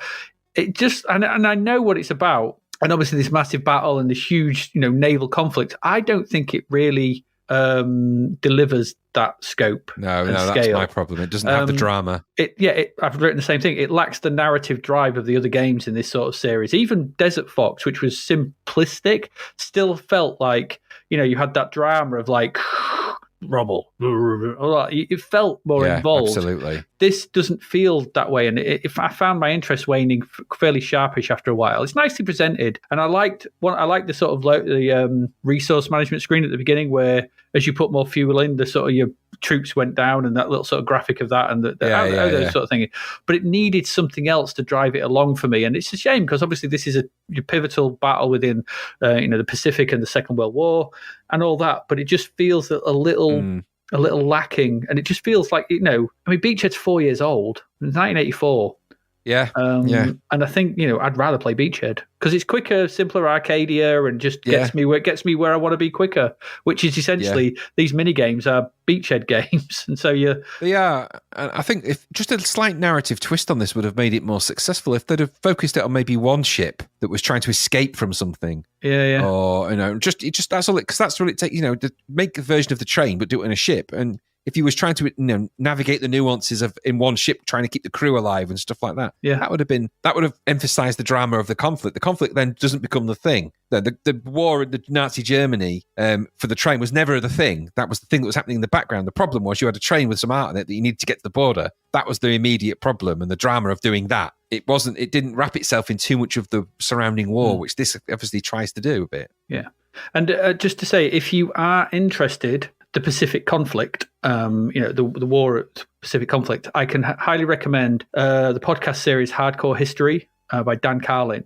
He's recently done, they're all still free on his website. You still get them for free. They drop off after a while. 6-parter, each one's about 5 to 6 hours long. It's just him talking. And it covers the entire history of Japan going up to how they ended up in the war and all the naval and all the way out the back end. So it covers Japan's, how they got it, and the sequences, and it's horrific to listen to.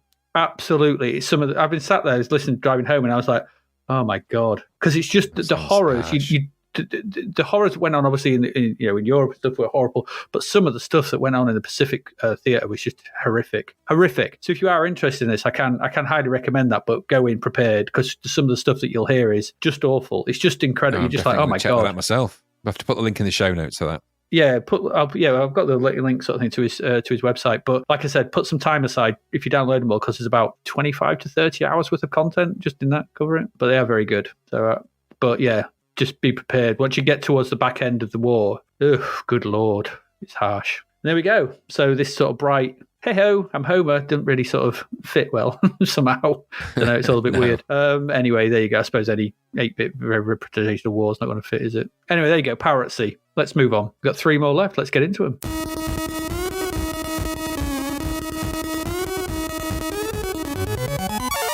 The unfortunately titled Rimrunner is up next. I've never liked the title for this. I think even when I was like 16, I went, that sounds odd. Rimrunner.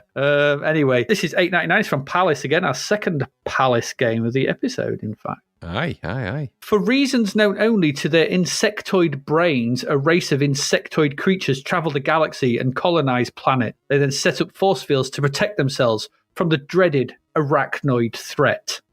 Sounds familiar. Okay. Yeah, whatever. These force fields need constant upkeep, and that falls to the Rimrunners, a group of elite insectoid warriors who ride reptilian mounts, blasting all incoming enemies and keeping the power grid topped up to repel all arachnoid threats. So after all that, what we have here is the sole release of this game. Interestingly, and despite the box, the release of this contained shots of both the Amstrad and the Atari ST versions. Those versions were never actually released. The Amstrad version even had a developer diary in the July 88 issue of Amstrad Computer User, and there is a rolling demo of the ST version up on YouTube, which we shall link to in the show notes. Whatever the reason for the non-release of those versions, the C64 version did come out. It's the only version. So this is a sort of exclusive to the C64 when it wasn't supposed to be. I don't know what happened to the others. I thought there might be something in games that weren't about it, but there was nothing that I could find. I'm not sure. Anyway, this was conceived by Steve Brown. It was coded by Binary Vision, had visuals by Gary Carr, and music by the ever-reliable Richard Joseph. So Rimrunner is a bi-directional scroller that sees your insectoid warrior atop his Tauntaun-like creature, Tauntauns being the creatures from Empire Strikes Back. Might need to narrow that down. the things they're the riding. ones that smell bad on the inside. Yeah, those the ones they're riding at the beginning. That's what they sound like. Of Empire, yeah. You run into the right or left in order to fix broken shield generators. The top of the screen has the UI. When this game starts, it's got a nice title screen, and it's also got a bit of music we use for interstitial bits of the podcast. Got a countdown when you press fire to start from 9 to 1. I don't know why. Just play that music probably. And then the insectoid sort of ant-like character sort of thing cocks his shotgun before the game starts. Yeah. Which is quite nice. I give it that. It's got the Palace presentation, and so that's quite cool. Once you're into the game, the top of the screen has the UI. This shows the time left to make sure all 5 generators are fixed. I'm not sure what the time limit was about, actually. A Defender-style radar showing your position and the position of the generators. These are shown in either solid green, which means they're A-OK, flashing green, which means they are taking damage and about to be not okay, and flashing red, which means you need to get there and fix them, post haste. Otherwise, it's they're going to blow up. Underneath this is a small bar with 6 dashes. This is the health of your mount. If this reaches 0, so if you run out of dashes, your mount dies, and you have 4 more to call in. So you have energy as well. So you've kind of got two different energy bars here, one for your mount and one for you. And you've got, if you run out of mounts, that's game over. And if you run out of energy, it's game over. Below this is the score, then your energy, which goes down from 100. Weird how they mix the energy representations. I think they were either stuck for something to put on there. I don't know, whatever. As you ride across the landscape, you will be constantly harassed by various enemies. And I mean constantly. Some swoop in, some track across the top and drop bombs, some are meteorites or fireballs, which are sort of dropping down at a diagonal angle from space. If any of these hit your mount, it loses health. But if they hit you, you lose health, and you are also thrown from your mount, which then stops. This, you throw you to the floor, you have to then get back up and get back to your mount, climb back on board of it, and start running again. All this doing this while still being bombarded with all manner of alien crap. When on your mount, you can fire horizontally, vertically, or diagonally in the way you are facing. But the good thing is your mount is constantly running. So this is how you're basically legging it left to right to try and get to these generators, shooting away, in the direction you're facing. And that's good. So you can move and shoot. Once you've reached a flashing red generator, you have to dismount. So you have to stop the mount from running. Then pull down to get off it. You walk towards it, and you walk towards the generator. When you get close enough, your gun will automatically fire a laser at it to charge it up. This takes a couple of seconds. Then once done, it floats back up into the sky, and that one's sorted out. Once done, you climb back aboard your Tauntaun, whatever you want to call it, and then you repeat until you've fixed all the generators. If you manage that, you move on to the next level and you repeat it again and you repeat it again if you manage that. And that's because that's all there is to this. The visuals and music in this are great. They really are very good. So the usual high standard of Palace games. The animation on you, your mount, and the enemies is excellent. I really like the way you whistle for your new mount. So when the game starts, you're unmounted, you go and you call him on and he comes jogging on. It's all really cool. The animation's excellent. Getting knocked off. When you get knocked off to the floor, you rub your head. That's all great animation-wise. The way your mount crumbles to a skeleton when they die, it's all very good. It all looks great. Joseph's music is excellent as ever, even if the sound effects of delays get a bit annoying because it's all you hear as you charge in direction, shooting constantly upwards to get through the storm of enemies. Due in most part, though, to this lack of variety, I found that this game got old very quickly. Once you progress through a couple of levels, you realise that there's not a lot else to this. It's also quite annoying when you get knocked to the floor, because when you get knocked to the floor, you still have to shoot the enemies trying to get them, but you can't move and shoot. And so that's a pain in the ass because you have to walk back to your mount, but you'll still get hit. And if you get hit while you're on the floor, you get knocked to the ground again. And while you're trying to mount, get back on your tauntaun creature, whatever it is, get hit, you get knocked off again. And so you can get into this sort of repeat process of just getting knocked off because the bombardment just does not stop. That's annoying. It feels to me, and I wonder if this is, this was gotten out quick just to get something out, and the others were canned. Maybe it because they realized what they had. It feels like a tech demo, an early tech demo. It all works. There's no bugs. It looks great, but there's very little to actually do. If ever there was a game that was looking for variety, this is it. I don't know what they would have added, and maybe that was the problem. So I think this was just going on the fact of like, this looks great. Look, it's a Palace game. It looks great. It's brilliant. And then hoping that would carry it through. It reminded me most, I think, of Star Paws, but whereas that had plenty of stuff going on.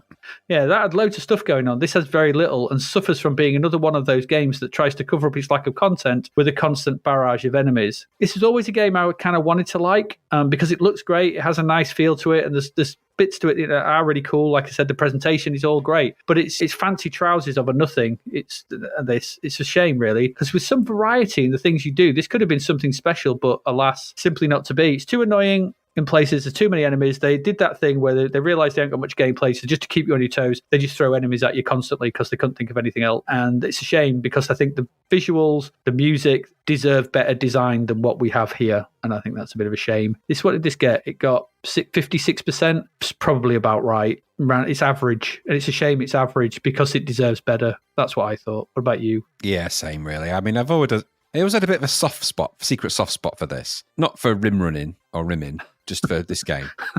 I mean, I like the vibe of it. It's got a vibe, this game. It always had a vibe. Yes. I can't explain that, but it's just, the fact that it has that countdown, the cocking the shotgun, the kind of the music, it's just a vibe. And it's got amazing sprite work and the details are really good. As you've said, the backgrounds and everything in the game are amazing to look at, the way it parallax scrolls. It's beautiful technically, but it was never going to be famous for its diversity of its gameplay, was it? No. I mean, it's simple to the point of simple in terms of how it plays out. And it's a blessing and a curse. I mean, it's a run, gun, shoot 'em up, whatever you want to call it. In its most simple, purest form, as in shoot at stuff, move. But there's no skill to it. That's the thing. You just leg it and hope you don't get hit. That's why I say it's a shoot 'em up in its most simple form. And that might entertain you for a level or two. But you're going to quickly tire of it because the difficulty is, well, it's eventually you're going to get bored of being knocked off that bloody thing. And B, it is just repetitive. Once you've done level 2, you're going to be like, it's just more and more and more. And it's just the same thing over and over again. I think you've summed it up exactly right. And Zap echoed it, actually. This feels like a rolling demo. That's exactly what it looks like. That's exactly what it feels like. Some really nice scrolling effects, some really nice graphics, bit of presentation on the front. Great soundtrack. Really good. I love it. But where's the rest of the game? And that's my problem with it. It's just missing. It feels like it's missing exactly 44% of the game. Yeah. So, yes. Shame, because I don't know what you'd have added to it, though. I think that, like you say, I think you're exactly right. I think they got it so far and they thought, what can we add? Yeah. We've gone for this Defender type thing. Star Paws has already done the sort of multi-event Star Paws-y thing. What can we add? Someone's got, I don't know. Oh, just release it. Just put loads of enemies in and release it. Yeah, just release it. And then, what about the Amstrad and the ST versions? Well, never mind that. Never mind. Yeah, we'll just release the C64 version. They're not Rim runners. They'll never run the Rim. They won't. But yeah, I don't know. I don't know what you would add to it. You'd need some kind of variant, whether it was... Possibly a giant squid. Possibly a giant squid, yeah.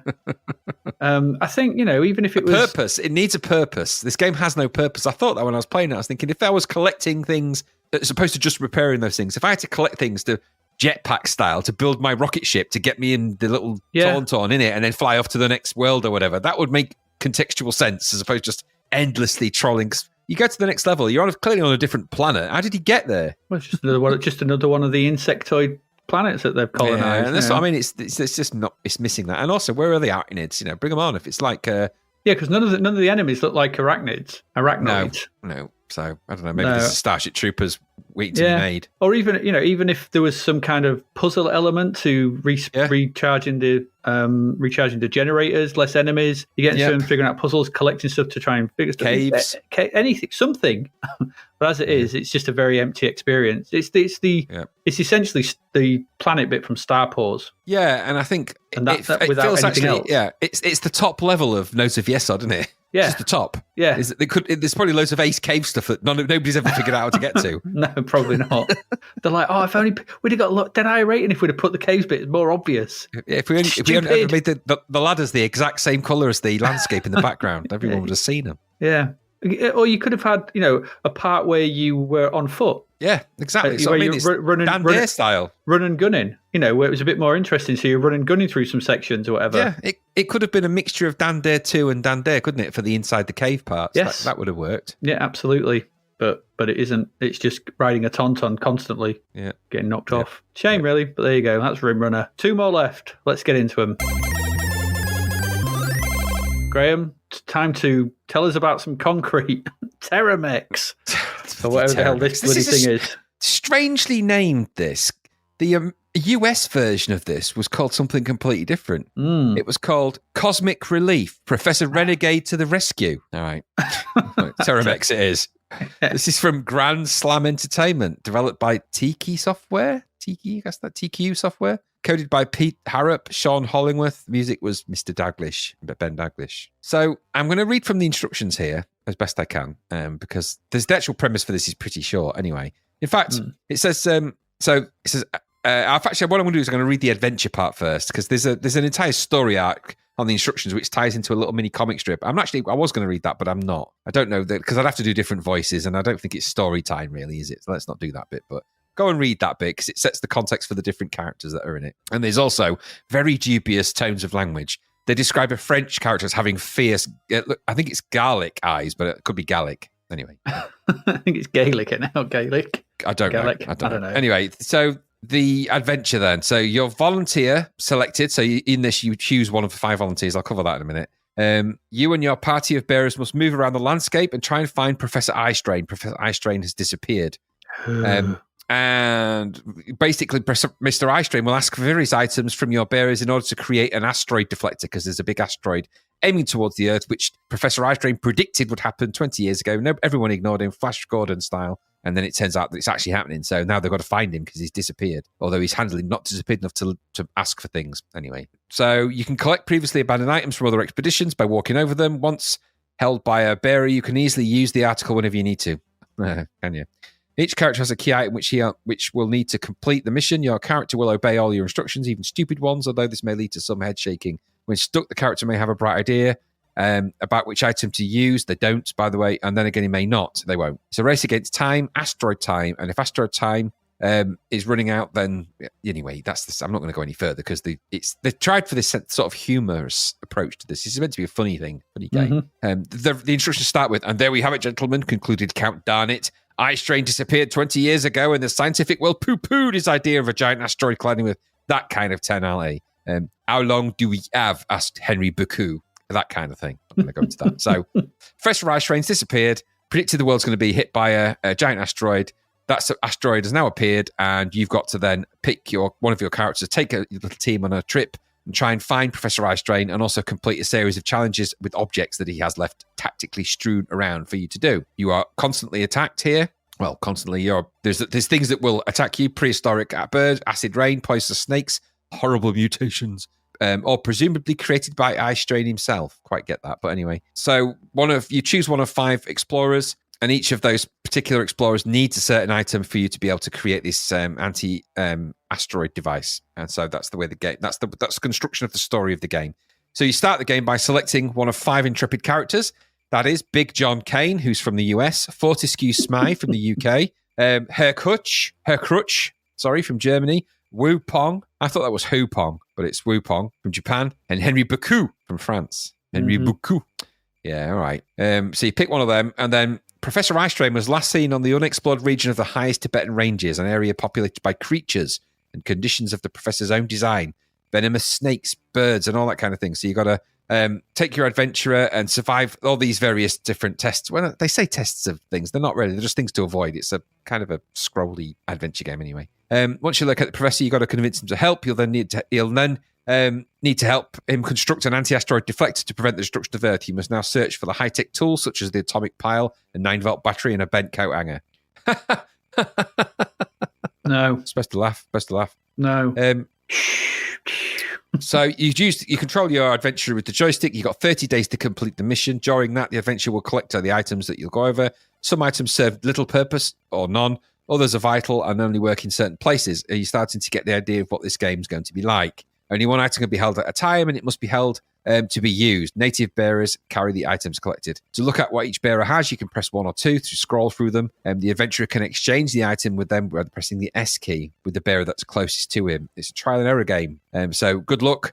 You'll need that because really this game really comes from mapping and from sort of, you're going to need to sort of map the game really. It's an arcade adventure of sorts.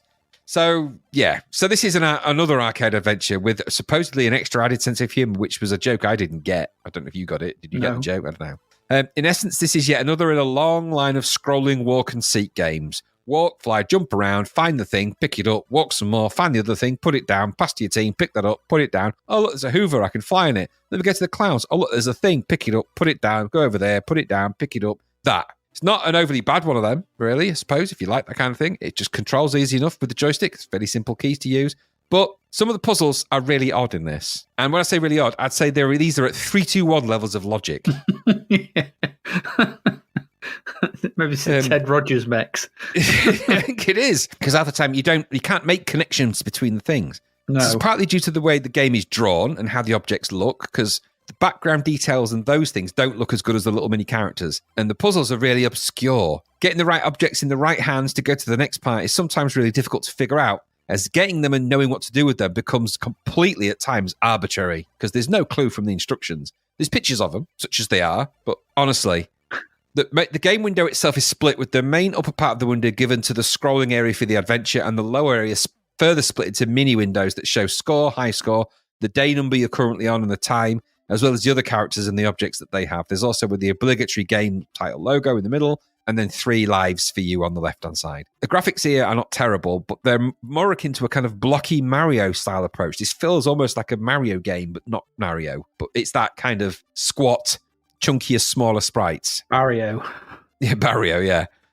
So I think the character sprites were actually pretty decent. They had a little bit of character to them, where they looked around and moved. All right, they're okay. The backgrounds are they're okay. They're not great, and they get worse. There's variety, and there's lots to do in this, but you're menaced by really odd things. Snakes that look like kind of tongues that stick out pots. Droplets, which is meant to be acid rain, but it just looks like water drops from clouds. There's things in the environment, but they all kind of blend into the background a bit too readily, and so the background details on this are really naff compared to some of the characters. This game is going to require lots of mapping, lots of walking, lots of picking up and whatnot, and if you like that kind of thing, you probably like it. Zapped criticised the game for its reliance on trial and error puzzles as opposed to the more logical ones, and they're definitely right there. The puzzles are really bloody obscure. They cite the example that in order to launch the balloon, you need to scroll because, quote unquote, a party manifesto equals hot air. That's the honest to God clue. So we're back to that 3-2-1 logic. It's Dusty Bin, everyone. You said balloon. If you take the A from balloon and put a P and an R and a T and a Y around it, then you get party.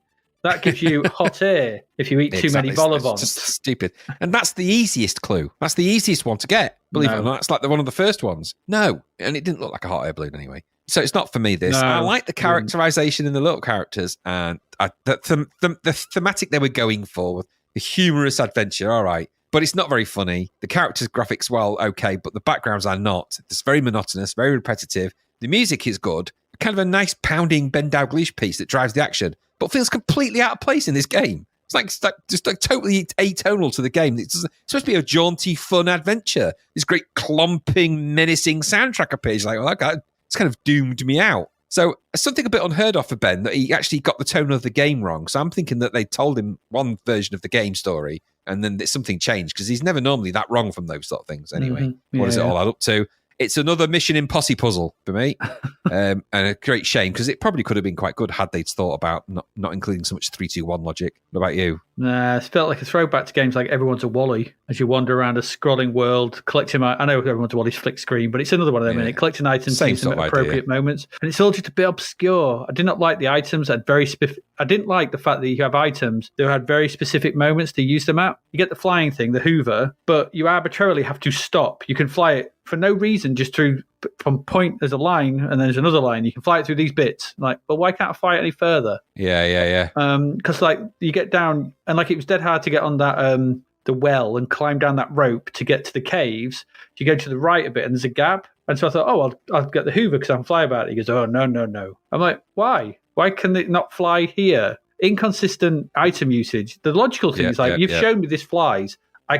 Should be able to now fly this across this gap. No, you can't. Why not? This doesn't make any sense. Don't like that. So it annoyed me. So like my logic was sound. The game's wasn't. No, I don't want you to do that. So you're not doing absolutely. that. And that annoys the hell out of me when you get that kind of thing. So and I also just got stuck. I couldn't find anything to progress. So I couldn't find this scroll, the hot air balloon thing. I was like, I'm just bored of this already. Because it just, like I said, those bloody pink tongues that kept appearing out of rocks or whatever the hell. What were they? What were they? Snakes, I think. Well, the snakes, I thought those green things were snakes because you have to play I don't know. That was the only bit I did like. You had to play the sort of flute, didn't you, to go past the snakes. Yeah. That was all right. I get that because, that's all right. But then I picked up a couple of balls. I didn't know what they were for. There might have been MacGuffins. There's a lot of that in this. Oh, it was just, no, I just didn't like this. We've said we don't like these. It's just annoying for annoying sake. I guess people, like you said, who like really obscure item puzzle platformers, this could really float your boat. But no, it's not. Well, remember as well that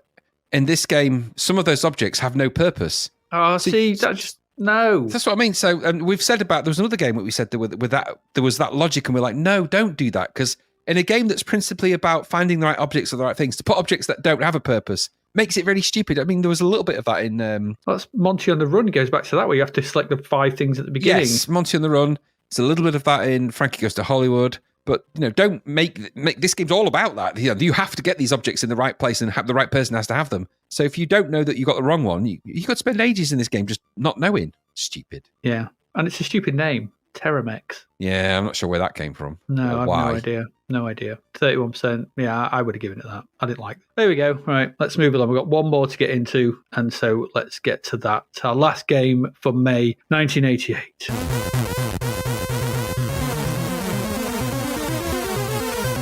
And that game is Herobotix, I guess. This is £2.99. It's a budget one. We're finishing on a budget one, but it got 87%, so could be a good one to end on. Hopefully, that's why I put it here. Anyway, from the inlay, Herobotix' plot is the following. The alliance of space pilots, an anarchic organization which roams space, ransacking remote colony planets and hijacking travelers, has raided an interplanetary weapons development laboratory, capturing the Z-ray particle accelerator, which could reduce a whole planet to dust. Some members of the organization are against this move and have broken away, determined to destroy the deadly machine.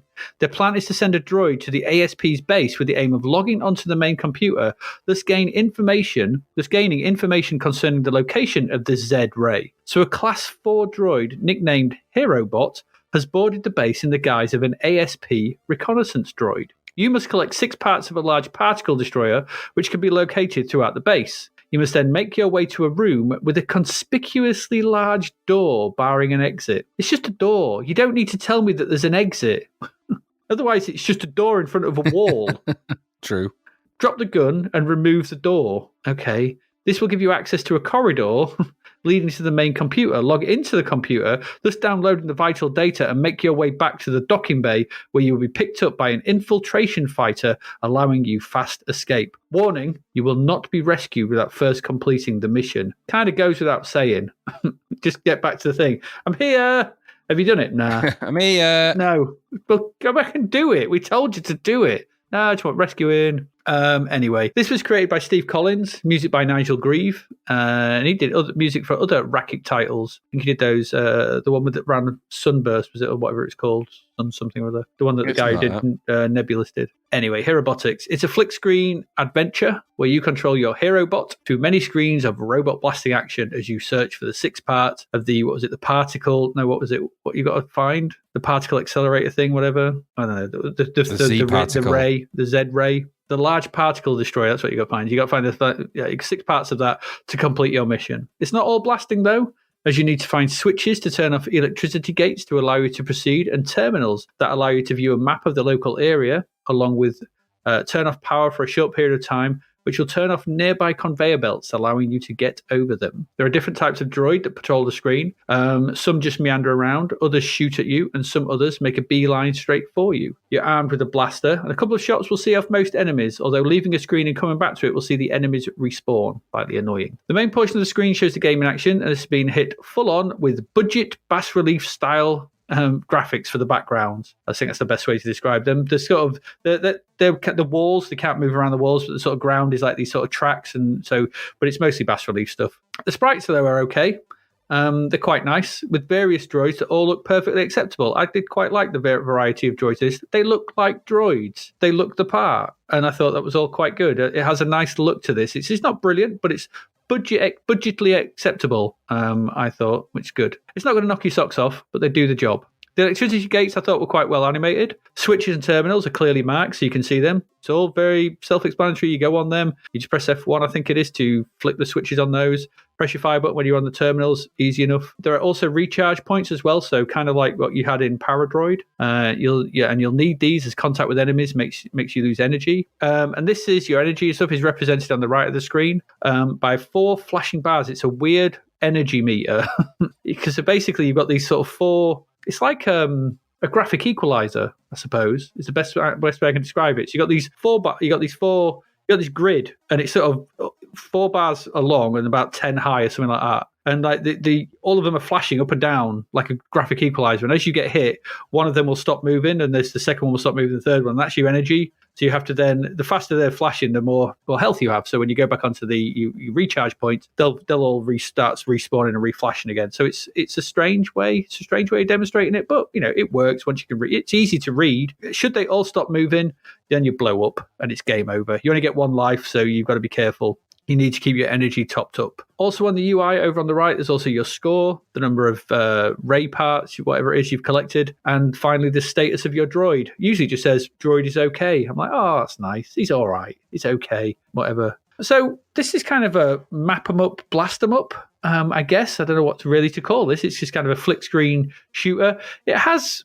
I'm not going to say paradroid. Obviously, there's droids. It's top-down droids and shooting and blasting. There's none of the taking them over. There's a little bit, maybe a paradroid to it, I suppose, in that kind of thing. But I'm trying to think what else we looked at recently as well. Maybe that Dan Dare 2. That sort of. I mean, that was from the side, but flick screen blastery type stuff. It's a similar sort of thing. Yeah. And for £2, this is not too bad, I thought. The puzzles are quite simple. You just find the switches and flick them, and then you can move through them. And you can, I like the way that you've got to be quite quick from turning. You get to the terminals, turn off the power. You can see it on a nearby sort of travelator or conveyor belt, whatever it is, and you can go back to that. You've got to be quick and get on it before it starts up again. Otherwise, you can't get through it. I like the AI of the different droids. Once you get to learn what's what, some will, will only attack you when you get close to them. Some just meander about. Others will just home in you from the start, and you get to learn what they are because they all look different, so it's easy enough to tell them apart and kind of adjust your play accordingly. Shooting is 8-way. It's not brilliant, but it kind of works. You just got to, and you move quite fast. Everything moves at quite a pace, but not too fast.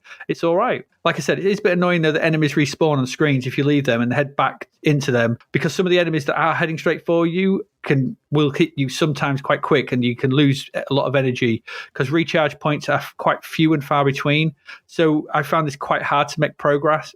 I kind of got through to the second part or so, but I was enjoying myself. This was all right. There's a decent game here. It's simple. It does what it does. There's enough variety. There's puzzles. There's navigation. There's working out where to go. You can bring up the map. The map shows you local areas. You can kind of go, right, I need to go around there to figure stuff out, turn stuff off, whatever you got to do. It's not going to knock your socks off, but, it's got a nice atmosphere. The suitable sound effects, some nice visuals dotted about. This is okay. For £2, what is it, $2.99? This is fine. I had no problem with this whatsoever. Sunday afternoon gaming would be perfect for this back in the day. You could really get some enjoyment out of this. This is more decent stuff in the budget range being produced. And ideally, probably one of the best games I've played this week, and it's £3. Yeah, this was all right by me. I quite enjoyed my time with this because it was simple, easy to understand, had a bit of action, bit of collecting, bit of tracking, bit of puzzling. Yeah, all seemed to work and worked well. Yeah, what about you? Yeah, actually, I thought there was a nice style to this game. I thought the base relief graphics worked well, good control for the main sprite. Felt like a much better version of Nomad. Yes, that was the other one I was thinking of, yeah. So I thought it was all very well realised. It looked and sounded the part way better than the price tag would have given you initial thought to believe. It looks more expensive than it actually is in terms of the way it looks. And that's a good thing. There are hints of Paradroid in there a little bit. More tropes than drop-down hints. I mean, it's robots in a maze-like environment with little controls on the floor. So, all right. Yeah, exactly. But I liked how it played. There was a nice sense to the whole thing. You need to map it, obviously, to get anywhere in this because you're going to need to note where everything is. And I suspect by now there's probably extensive maps for all of that. But the game does at least allow you some space to think. That's never a bad thing. So it's not like you're being constantly bombarded all the time. This thing's on there, but you've got space to think about But things. once you kill them on the screen, they are gone and nothing else spawns until you move off and come back. So exactly. So you've got, there's each screen it gives you a bit of breathing room, breathing space. There's some good ideas here. Some good game design choices have been made. Good locations. It all flows. It works really well. I like the pace and the tonal feel to this. It's got a nice coldness that's emphasized with that kind of filtered boom sound of the explosions and things like that. There's a hollowness to it, not in terms of its narrative. That's quite nice, but just in terms of the kind of coldness of the reality of the robots and the things that you're in, and that environment would sound a bit like that. Yes, echoey and boomy and all that kind of thing. Good explosion. So I thought this was good. As well. Yeah, it's well put together. This good game design choices does what it sets out to do. And for budget money, this is really good value. This is a game well made, a nice one to end on, really, considering so many other games that we've had have made sort of silly choices. I thought this was really good. I'd have been happy. It's an odd name, but I'd have been happy for £3 for this. I think the score was probably about right. There are a few minor niggly issues here and there. It's not a perfect game, but for £3, this is a more complete game than something like Impact that was full price. Yeah. So, I'd have much rather have played this, and I played this over quite some time. I could feel myself wanting to go back to this. There was a real sense of mechanical melancholy about it, for want of a better description or something. It just is, but it's a similar vibe to what Paradroid has. It's all about the robots. The sounds are all robotic. The thumping and the explosions are all kind of its design choices exactly match the kind of thematic of the game. And when those two things come together like this, you're playing something that's quite interesting. And you can just get on with the game. You're not, attic attack style, continuously being bombarded with endless stuff. There's none of that in this. You've got that space to move, that affordance it gives you is enough for you to be able to sort of explore, which is what's required here. A good little game, this, for £3. I enjoyed it. Yeah, not bad at all. I thought the Nigel Grieve music was ace as well. I really liked that. So, really underrated, that. Really good. Yeah. Yep. Yeah, not going to argue. Yeah. Winner, chicken dinner.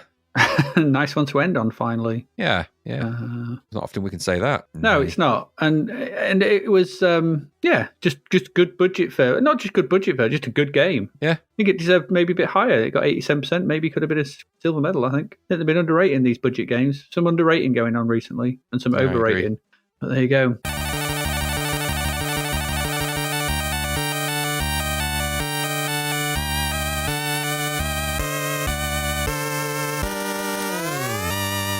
That's it. That's May done. May is done, Graham. May 1988 is done. That's it. It's done. It's gone. It's gone. What did we look at this week? We looked at Stealth Mission. Could be anything. Just 2 words. But it turned out to be, an attempt at 3D filled-in visuals flight simulator on the C64. It's just never going to work. Blood Valley. Yeah. What did they do? Impact. Took a great book and ruined it. Yeah, Impact. No. Took a great game and ruined it. Yeah, Troll. Just a bit confusing. Over-egged their pudding. Too many eggs in that pudding. Too many eggs, yeah. Power at Sea. Not enough. I liked it. We liked not it, not enough drama. Not enough drama, yeah. Rimrunner, dull. Too much running on the rim. Not enough of anything else. TerraMex. Ted Rogers would have liked it, is all we can say. He'd have worked it out in Ted Rogers seconds. Levels of puzzle design. He would have, yeah. It was straight in there. Yeah. And finally, the episode-saving Herobotix, I would say. Yes. Which we both enjoyed, so that was all right. Before we go, we've got a couple of crapverts, so if you'd like to move your... Yeah, I'm unfortunately looking at this. thing now. What is this for? I don't know. This is this is Gothic. Spectrum, Amstrad, Commodore 64 as well. Yeah, It is. Gothic. Yeah, I think this looks like a Gauntlet type clone. Now, the reason I've included this, there are many reasons I've included this. I'll see. Can you see the obvious one? Yeah, I'm thinking it's because of that gorilla. It's because of that gorilla. It does kind of stick out. So this is Gothic with a K. So on the so we've got this sort of Germanesque Deutsche sort of font Gothic across the top. Down the right hand side, we've got these chevrons which go from red to yellow, and the main graphic is two. They're okay drawn, but they're badly drawn at the same time. Yeah, sort of warriors with massive helmets, massive horned helmets that look like American football helmets with horns on, but without the sort of face bar. In like a dungeon, they're both firing lasers from their fingers while holding a sword in the other hand. There's a massive sort of, what do you call that kind of glass canister, sort of potion holder, vial, like some kind of massive vial, yeah. just there to the right of one of them. But then, bewilderingly, behind them is a gorilla. there is right there. There he is. I don't know why. Why is there There's a a gorilla? lot of mysteries in. There's mysteries in this image all over the place. Why has he got a quill of arrows? He hasn't got a bow. He's got a sword. He's got a sword, so he doesn't need them. Why is he wearing a belt with his tiny tunic and cheese knot? Why are both their legs so smooth and hairless? No, they're not wearing dungeon appropriate clothing, I don't think. No. Really, all in all. Not at all. What's the point in wearing a horned helmet if you're just going to wear a cotton tunic with a belt? Yeah, it's not great. Your head is protected, but the rest of you is just going to get stabbed. I mean, badly stabbed. The writing on this is, the spell is cast. Argoth, which sounds like Argos, the supreme necromancer, is in a spot of bother. The Archmaid Ancelon has cast a ghastly spell, dispersing the body, soul, and limbs of your unfortunate master through the dark and dingy catacombs of Kaza. As Olaf or Olga, your task is to battle through the treacherous catacombs in search of your master's body, piece by piece, until finally you bring him back to life. Magical potions and spells protect you against ferocious trolls and hideous monsters lying in wait in the eerie darkness. Gothic, throw down the gauntlet. See what they did there? In other words, see what they did. And the screenshots say, shout gauntlet at you in massive letters. But what they don't, but no mention it in there is a gorilla. Nope. Why is there a gorilla? There's screen grabs in there, apparently from the Commodore 64 version as well. Oh, well. Is that a giant gorilla in one of those as well? It might very well be, I can't zoom in far There's enough. a giant Commodore brown creature in there. I don't know what that is. But yeah, there's a mysterious gorilla in there. I don't know why it's there, or it doesn't know. So when the artists drawn that, they were like, what you put that there for? You mean you didn't want gorillas in the dungeon? No. No. Who told you to put that there? Terry? Just there sniggering and laughing. I didn't think you'd actually do it. Well, now we've got a bloody gorilla in the advert now. We're going to explain that. We're not. I don't You understand. played Gauntlet? Yeah. How many gorillas are in it? Not many. None. That's how many. Oh, It's not famous for its gorilla content. It's not, is it? I mean, he didn't look No. particularly enamoured with the situation as well, doesn't he? He doesn't look like a happy gorilla. He looks quite sad. Well, it's also quite a small gorilla. Either that or those people are massive. And I know there's perspective at play, but there's something. If that bottle is They're the quite right close. size. They're quite close. Look how close his fist is to his foot. He's not that far that's what behind. I mean, there's problems with scaling all over the shop, isn't it? Yeah. So no. They could have taken some elements of that away and actually had an okay image. Taken the gorilla out, taken the chevrons out, taken the vial out, and it would have been just those people in the. Well, would have been all right. I think that would have been okay. maybe, but I'm sensing this. Her arms have this clearly a lump where it shouldn't be. And the facial expressions, what? They don't look happy. They look about as happy as the gorilla. I'm not sure what they're actually looking at. The gorilla looks depressed. He's like, oh, why am I here? The woman on the sort of right of that image, whatever her name is in there, she's sort Olga, of the going, Olga. like she's like the other one's farted and she's just got the smell. She's like, ew, it stinks. And you don't want to be lighting a sort of fire flame when someone has just farted, because that's probably why the gorilla looks depressed as well, because he's arse height. Exactly, and I think he's just either seen one of the gorilla's turds, and he's like, "Oh my god," because he's realised how big it is. That's what he's firing at. It's like, "Kill it!" And the gorilla's like, "Oh, sorry." finger The gorilla's got lasers. kind of the gorilla's kind of a sad. "Oh, I didn't mean to do that" face. Dogs do that face if they've pooed in the inside of the house and not loud. So it's a Firebird game apparently, but it's not very good. That I'm not looking forward to playing it. No, I've never heard of it. It might be an okay Gauntlet clone. Who knows? I'm thinking not. I'm thinking not. But Maybe we'll see. We'll see. We'll see. Okay, there you go. That's Gothic. Let's move on to our next one. What is this? Who is Bob Winner? Bob Winner. Isn't he like What's one of his jockey? Loricles. Loriciels. Loriciels. Is that name of the company? I don't know, but I'm noticing a trend in adverts because we had Lee Enfield recently, didn't we? And now Yes, we've we got Bob. did, yeah. Now we've got Bob Winner. It's like these Who's people. Bob? Who is it? I don't know. Is this a completely new generation adventure game? What does that even mean? I don't know. It says initiating his internal computer. Internal computer. You mean his brain? Bob Winner. Wait a minute. I need to use my internal computer a moment. Oh, hang on a minute. No, Bob Winner, android number 0, could at last breathe again. He's an android. Why would he breathe? What does it mean? In New York, the docks were deserted, or were they? No, the other one was there. One of the men sent to What? destroy him. He had a mission to Who wrote complete. this? Want me. But first he needed to find the weapons to defeat his opponents. A gunfight, a boxing bout, a kick fight. But that was not all. He knew he would have to overcome many other obstacles. The quicksand and marshes, the giant wasps he knew would attack him. Strength What alone would on not earth? suffice. He needed intelligence and wits if he was ever to reach the secret temple. I thought it was in New York. So, you know, if you look at where that's written, you see where there's the 3 dot marks? Yeah. That's where he's inhaling. So it's like, breathe again. New York. The docks were deserted. Yeah. So, and then as it starts to break down and his mental state, becomes more and more degenerated by what they've done, it's just like random words are firing out of his brain. A gunfight, boxing bout, kick fight, I mean. I also, there's the what on screenshots as earth? well, but it says at the bottom they are Amstrad Atari screenshots. I don't think that's a computer. Atari? I don't know. I'm sensing it's something not right. Notice right at the bottom it says Loricels Limited, and it says Elite Systems Limited, sneakily under that. Ah, Is this a sneaky Elite game or something? maybe. It's a completely new generation adventure game, amazing digitized graphics set in London, New York, and Paris. I mean, I don't know what that is in the middle. It's some kind of statue. Having a shit. It's like it's somebody having a shit. That's Gary. Why have Podcast friend Gary. That's what he looks like. Of all the ways you could have sculpted me, why have you sculpted Why me would you do taking that? a Yeah. dump? Exactly. And honestly, that's when that infamous moment when podcast friend Gary did a poo and shouted the word "cook" because it became too painful when he was trying to push it out. That's a statue of that moment captured. And then on the left hand side, that's just a guy looking. He looks a bit like Simon Cowell on the left. He's an android. It's weird that he's an android. Bob Winner's an android. I'm starting to feel like we're watching Pontypool.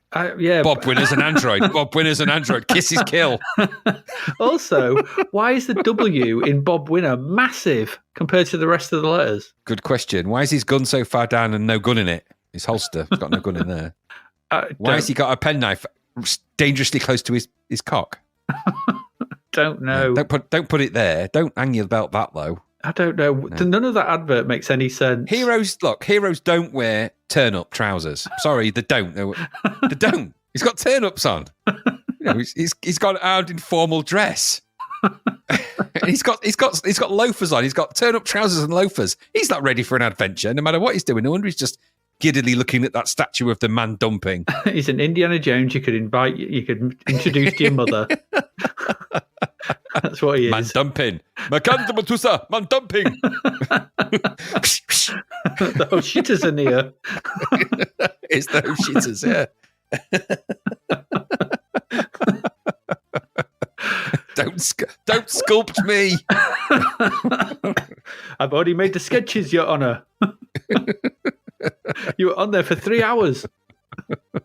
Has he got 6 toes as well? No, I think he's got 5, luckily. I don't know. Yeah, not really good. Not nice, that. There you go. Bob Winner. It sounds, I'm pretty sure, isn't it? The mystery of the dump statue.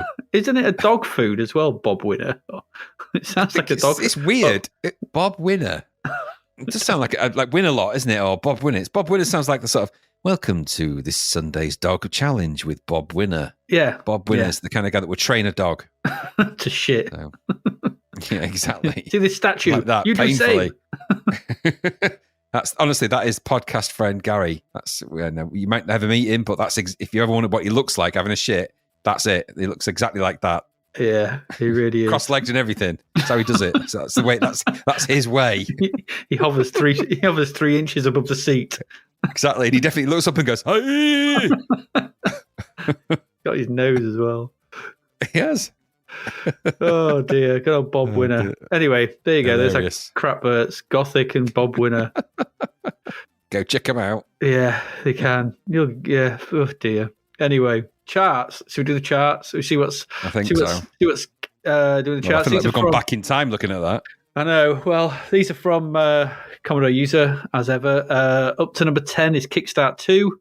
Down to number 9 is Outrun. Down to number 8 is Fruit Machine Simulator. How did that get in there? In at number 7 is Battle Valley. Ugh. Interesting. But that's from Racket. That's weird. Yeah. Oh, Weird. Battle Valley. I was thinking of Blood Valley.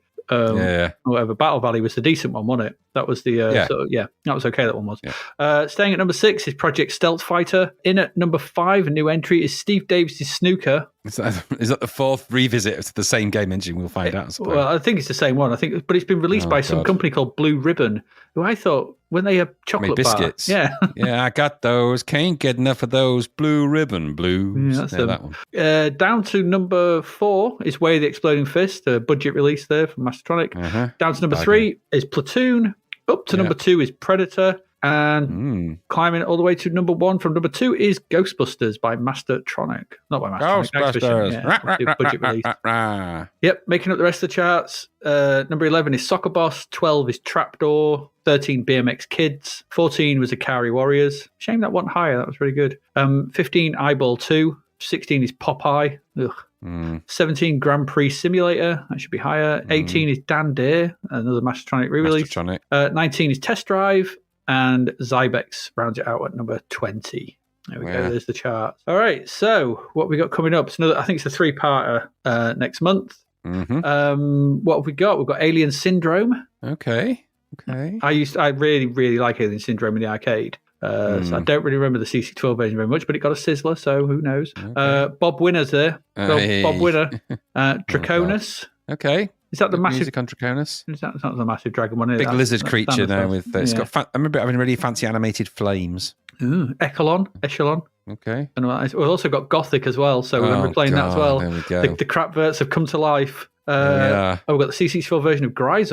Oh, there. That's Oh, Contra, dear. isn't it? Yeah. Guts, whatever that is. Impossible Mission 2 picks up the gold medal. Yeah. That'll be interesting. Not just Bob Winner, we've got Lee Enfield as well. Oh God, they're all come back. Yeah, they're all here. It's Crapvert Central. Micro League Wrestling, no idea. North Star, Oh No, that's a sensible one, isn't it? Yeah. Sensible budget one, isn't it? Yeah, Pandora, Road Warrior. Oh, tell me it's got humongous in it. We'll find out. I don't think it You is. better have. I think it's that. Is it that arcade game Road Warrior? Isn't it? Yeah, So the yeah. sides- It won't be humongous. No, it's not. We'll have to just walk away from that one. but I yeah. do remember the CC4 version that being quite bad. I think. Yeah. Scout Mhm. could be anything. Sorcerer Lord could be an adventure. I'm Okay. not sure. Subterranea. Yeah, sounds like it. Sounds like one. Don't know what Subterranea. Target Renegade. Ooh, interesting. Not so good. Not good. We'll see. We'll see. Time and Magic. Yeah. Probably another That's adventure game, adventure, maybe. I think. Yeah. Train Robbers. That sounds like one. Could be anything. Vampires Empire. Venom. Venom Strikes Back. Is that another Mask one? It's got to be, hasn't it? Mask 3. But just why? Stop it. Probably. Yep. Stop it. And finally, Wheelies. Oh, please don't tell me that's based on the trainers. Could be another BMX one. Probably. Hopefully is. It's not based on people on Could trainers be with wheels attached. another BMX one. And that's it. Yeah, there we go. Phew, that's a lot to look forward to, I Goodbye, suppose. Stinky May. It's goodbye, Stinky There's May. been the odd ones, but So just to sort of round off, just to sort of give some thing, if you wish to support the podcast, you can do so. You can go and join our Patreon should you wish to. That's over at patreon.com/zapped to the past, where we can keep on playing these games so you don't have to. You can chuck us a quid if you'd like to do that. That's greatly appreciated. Or you can go full fat experience and chuck us £4.50 or your local currency equivalent a month. And that gets you early access to the episodes ad-free. access to our Discord server, ability to ask us questions when we do the Ask the Podcast, which we'll be doing quite soon, and things like that. So if you wish, and also obviously, helps us keep doing what we're doing, and join that community on the Discord, which is cool, and you get to see the crap bits early and everything like that. So if you want to do that, that would be much appreciated. You're under no pressure, obviously. You can also, if you can't do that, then rate and review us, iTunes, Podcast Addict, places like that. That helps people view us and see us and get our name out there. And if you can even just do that, that would be grand. We'd much appreciate that.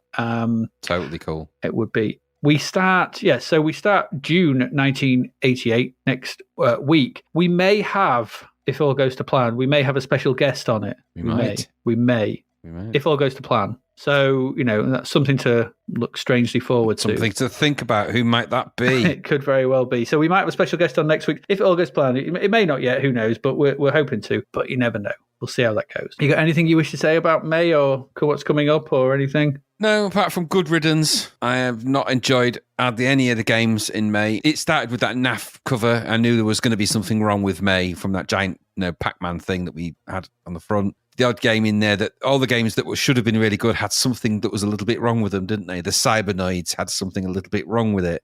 Things like that. The ones that had really good graphics, the game design was kind of lacking. The ones that had some good game design, there was a couple of little gems in there that we found, I think, along the way, wasn't there? So I can't even think what they were. I mean, there was such crap, Sabotage, crap, Bedlam, crap, Gunsmoke, awful. Samurai Warrior is probably one of the big highlights. I know you're more of a fan of it than me, but in that sea of turd burgers, it's certainly head and shoulders above everything else in there. But you're surrounded by, the poor games are surrounded by the Rockfords, or the Titaniums, or Shirley Muldowney's Top Fuel Challenge. Yeah, when you get to the real dross, no, just be gone, May. Be gone. I'm glad it's gone. I don't know quite what's going to come in. Obviously, looking at the titles that we're going to look at, I know that there's some ones in there that are interesting from memory. Draconis will be an interesting one to look at. Impossible Mission 2 and things like that. The games I don't remember a lot about on some instances, so I'm interested to revisit them.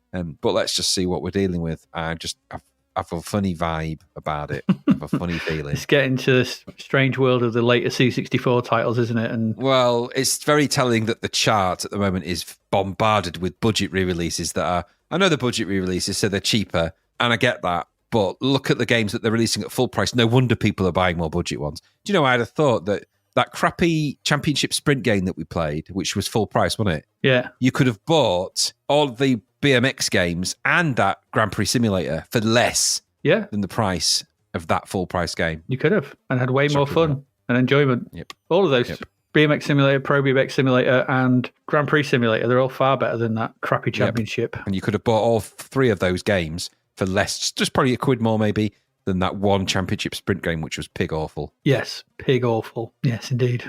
There we go. Goodbye, May. Goodbye, May. You will not be missed. Well, I will, because I love Samurai Warrior, but it's the standout game that month for me by miles, by a country mile. Yeah, without a doubt. And say it's not my favourite of all time, but in that, I feel sorry for it that it was even in that issue. It could have, in another issue, it would have stood out with other games that were equally worthy of being held up a bit. But it wasn't. And there we go.